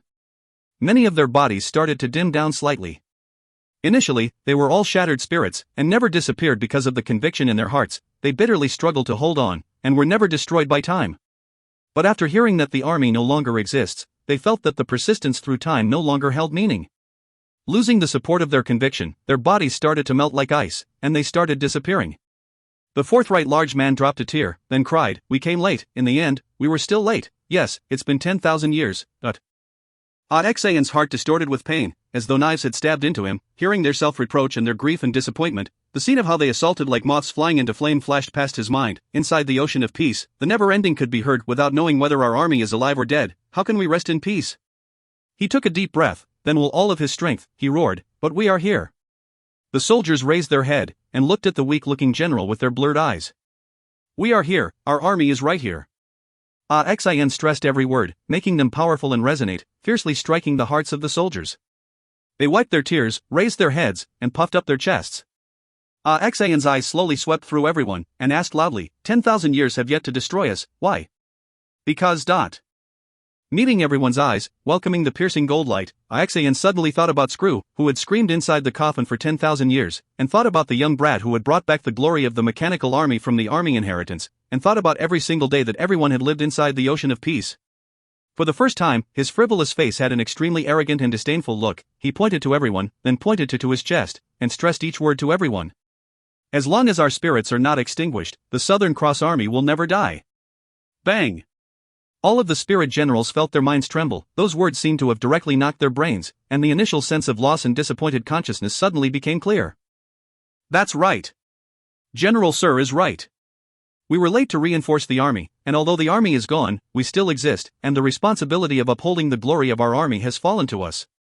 We are duty-bound. Who else but us? All of the arrogant soldiers once again started to congeal from their dim states and became even more tangible, and their faces started to glow with unique light auras. Their surging battle intent surged into the sky and formed into a dragon that ferociously smashed into the screen of holy flames in the sky. Bang bang bang! The screen of holy flames in the sky trembled incessantly, and holy flames started to pour downwards. Xian's eyes was filled with determination. He looked at the soldiers who had been rebirthed, his heart filled with the same emotions, and the intense fighting intent combusted in his body. When he shouted those words out, all of the darkness in his heart was swept clean. That's right. So what, even if the army isn't here anymore, they are still here. With them here, the army is, right here. Xian unleashed an extremely cold aura from his entire body. It felt as if he had become an unsheathed sword, and was the sharpest sword that no one could ever defend against. He looked at the gold formation in front of him, and the corner of his mouth raised into a disdainful smile. All of you are just pieces of shells pieced together. Come, we will let you see what is a real army. He raised both of his hands and roared. Southern Cross Army, advance. Rumble rumble. The black flood slowly advanced forward. They moved at a slow speed, but they emitted an unstoppable momentum, enough to trample all of those who stood against them. The great clan elder personally watched the entire process, and there were a few times he wanted to interrupt them, but somehow, he was always unable to. The yearnings for their army and their unified identities are truly shocking. He was envious. How can I produce such loyal subordinates? He quickly threw that thought to the back of his head, for it was not important at that moment. Only the winner of this battle will have a future. After experiencing the initial shock, he quickly calmed down. The sudden appearance of a spirit general army had broken his deployment, but he was still confident. They were in same continent, the place where holy flames was infinite, and was the main battlefield in which he had carefully laid out. Those who wish to defeat me here are truly carried away by their wishful thinking. He smiled with a confident smile, then spoke indifferently. Sophie, I'll hand this over to you, but... Sophie bowed towards him, then turned and led the Holy Flame Spirit General Army out. Whoosh, the gold flood advanced forward as well. The great clan elder revealed a satisfied look. Despite the enemy's strong appearance, Sophie was not affected at all, and his own spirit generals knew no fear, thus did not cower in the face of their enemies. It doesn't matter that they lack in experience, we just have to let them train more. It doesn't matter if they get injured, there is an infinite supply of holy flames here to restore them. It doesn't matter if they die, after filtering them out, what will be left of them are elites. We have plenty of cannon fodder. Furthermore, this is my own battlefield. Do they think it is that easy to fight in here? But the great clan elder's eyes flashed with a cold gleam. He moved his fingers nimbly towards the sky, and as though his fingers were connected to the flaming screen of holy flames in the air with invisible threads, countless holy flames started to fall as raindrops. The holy flames landed on the Holy Flame Spirit General Army, causing their auras to explode, and when the holy flames landed on the Southern Cross Army, it immediately decreased their killing intent. With the disruption of the holy flames, they became slightly sluggish, and were faintly obstructed. Instantly, Dooku stood out with a smile. The great clan elder's technique might have looked powerful in the eyes of others, but to Dooku, it was a simple move. He floated towards Xian, and then drew a circle with his palm in the air. A fluctuation diffused out above the army, and a faint halo appeared. When the holy flames landed on this halo, they were quickly destroyed and broken down. The holy flames transformed into small holified energy, which replenished Xian and his army. This was what he learned from Tang Tian's Sword Tempest Cyclone. It was just that his control over laws was more outstanding, and although his technique did not look powerful as compared to the Sword Tempest Cyclone, it was still able to replenish the soldiers. The great clan elder looked at Dooku, but was not that surprised. Although he and Dooku merely had a momentary battle, both of them knew of each other's brilliance. But Dooku was able to use a unique method to transform the holy flames. Energy still made his eyes light up for a moment. But to him, controlling the holy flames required almost no concentration or power. But how long could Dooku last? Your deployment might be of relevance. Obviously you have earnestly researched my holy flames, but you think I only have this technique? The great clan elder sneered. Beneath, the gold flood and the black flood collided heavily into one another. The battle instantly reached its climax. If you find any errors, ads pop up, ads redirect, broken links, non-standard content, etc., please let us know. Report chapter so we can fix it as soon as possible. Chapter 943, The Finale. Chapter 943, The Finale. Translated by Berrybuns. Edited by Tian and DeAndre R. Right from the start, Tang Tian was completely fixated on the great clan elder. In his eyes, the great clan elder was the most important enemy. He did not intend to decrease the distance between them, for he knew it would raise the great clan elder's caution. He looked extremely calm, and even when Xian was talking to the spirit generals, he placed more than half of his attention on the great clan elder. The intensity of the battle was unprecedented, and Tang Tian's focus had reached a new peak. His abundance of experience nagged at him that the situation of the battle could instantly change at any moment, and an opportunity would arise any moment. Usually it was just a fleeting chance, and if he was not focused, he would never be able to catch the opportunities. When he noticed that the great clan elder's focus was on Xian, he immediately realized that it was an extremely good opportunity. He secretly looked at Jizai and Fu Zhangji, and the God Armor army quietly moved. Tang Tian had gained tremendous improvements from the Sword Tempest Cyclone, especially his understanding of laws, in which was an intrinsic upgrade.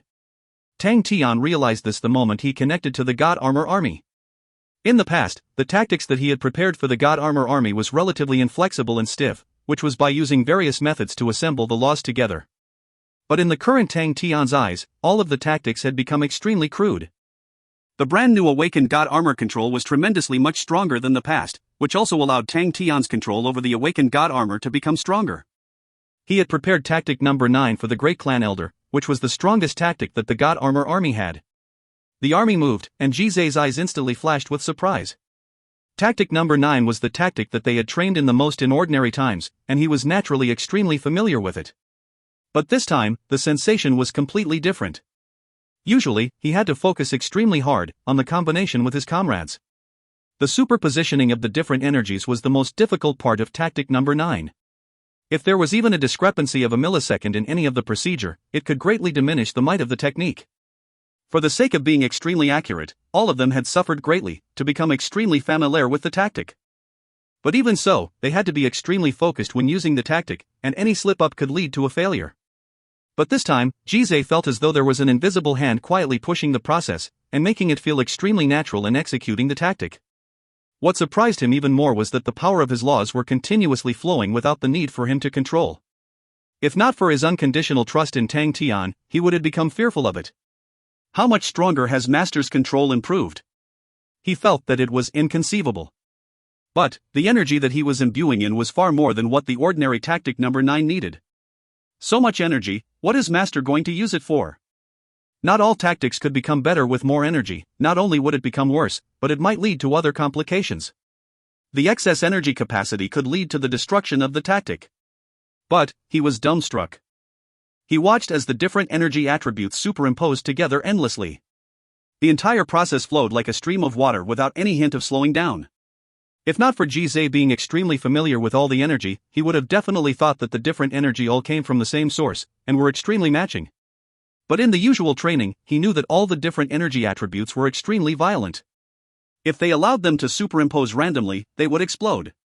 All of a sudden, the regular method that they had trained in the tactic was undermined. Jizai was completely dumbstruck by Tang Tian's inconceivable control over the tactic. It was not only Jizai, the entire God Armor army was shocked by Tang Tian's sudden take in the tactic. Jizai suddenly frowned. He felt that he had overlooked on something. Hold up, dot.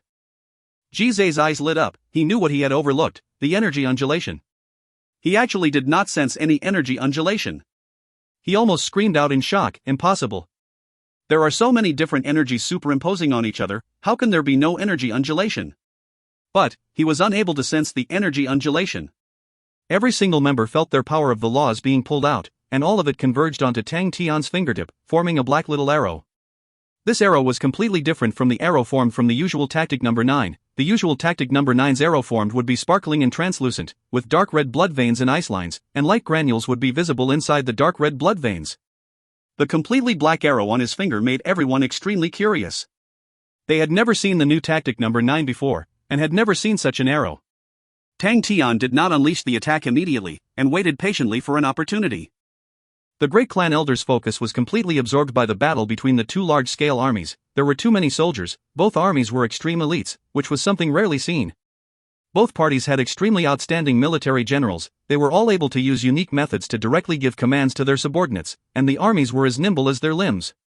Various eye-dazzling tactics were being coordinated, with the opposing side using their own tactics to counter, and the tempo of the battlefield was extremely high.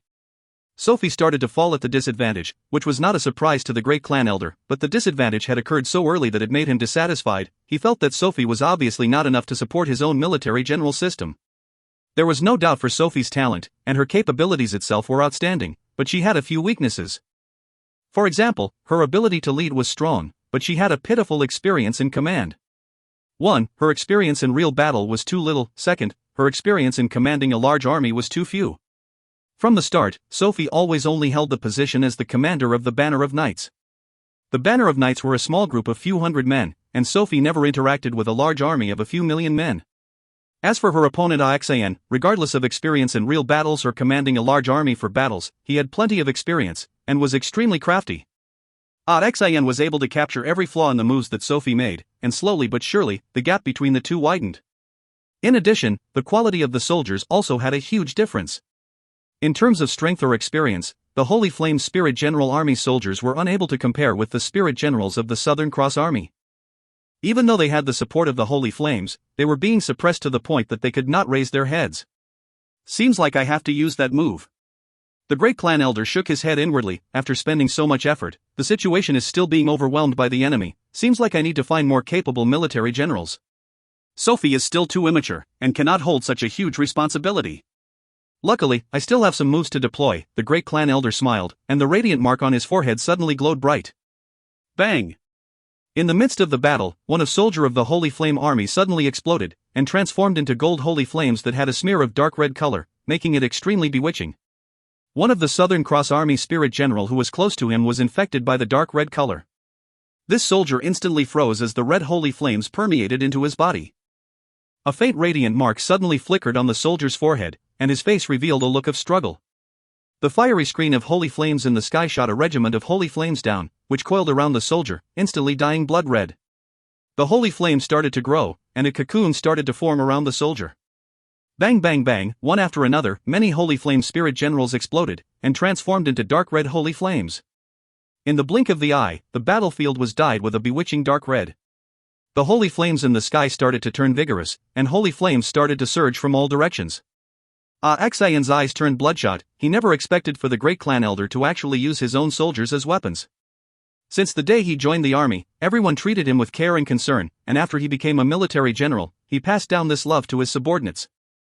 He had never thought that there would actually be a man so vicious to use his own subordinates as weapons to attack his enemies.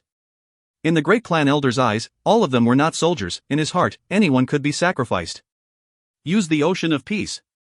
Tang Tian's reminder sounded in his ears, causing Tian to instantly become alert. Struggling free from the rage, he felt ashamed, for he had allowed the anger to take over him, which should have never happened. Tian immediately realized the benefits of Tang Tian's advice, and roared, "Undying sword!" A sword hum sounded out. The undying sword flew into Tian's hand, and the pitch-black ocean of peace started to surge out from beneath Tian's feet. The black seawater contained a familiar aura, which immediately caused the soldiers who were infected by the dark red holy flames to calm down, and the radiant marks on their foreheads gradually dimmed down. Duca suddenly appeared behind the great clan elder like a ghost, but the great clan elder had already sensed him, and with a palm in a weird angle, he smashed behind him. Duca, who had just appeared, met with the palm. His face changed as he activated his law domain with full force. Bang! The immense explosion caused everyone on the battlefield to be shocked. The terrifying and matchless power caused Duca's body to tremble, his eyes rolled back, and before he could even react, boom, he was smashed straight down to the ground, which formed a large pit. Everyone was frightened by the great clan elder's palm, and all of them stopped momentarily. The faces of Jizai and the rest turned white. That's Duku, Sin Domain's strongest martial artist. He was actually smashed into the ground with one palm. That. The great clan elder looked at Tang Tian once, his face cynical. He ignored Tang Tian once again and raised his right arm. A pillar of holy flames descended down from the sky and enveloped his hand, connecting him and the fiery screen of holy flames. The radiant mark on the great clan elder's forehead became brighter, and the power emitting from his body exploded. The dark red holy flames that was initially being devoured by the ocean of peace exploded with light aura, and once again held the upper hand, and the blood-red cocoons started to form once again. Duca struggled and climbed out of the pit, then wiped the blood off the corner of his mouth. It was the first time he was placed in such a terrible situation. He was struck heavily, and his law domain actually cracked under that one violent attack. The great clan elder was truly powerful, as though his body contained a violent ocean. It was Duca's first time experiencing such a powerful attack. But if you think that you can defeat me that easily, you're wrong. Qianhui glanced at Tang Tian. She understood him too well. For him to not take action for such a long time, it isn't his style. It means Big Brother Tian is waiting for an opportunity.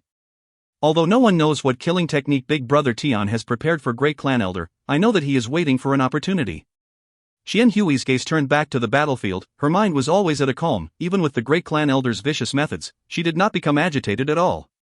The entire battlefield was extremely clear in her eyes, and where the most explosions occurred was where the most intense regions were. For the sake of infecting more soldiers, the Great Clan Elder had intentionally stretched the perimeter. Being so, their formation was flattened. Xiaoran, you will cut in from there, and then launch an attack from the left side. As long as you can break an opening, hand it over to Xian, he will make good use of it. The enemy's formation will tilt to Xian's favor. You can try to make a roundabout and cut in from Sophie's back.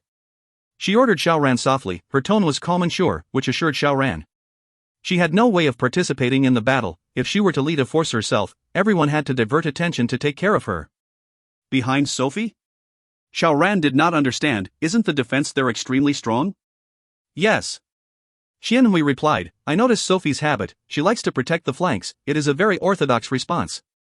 So she will definitely use everything to fight against Xian. She wants to bear the Great Clan Elder's pressure. So this is your chance. You will cut in from behind Sophie, and then attack the Great Clan Elder. Remember, one move, you only have one move. Do not go close, do not hold back. Once you finish this one attack, you have to retreat immediately, without hesitation. Do you remember all of that?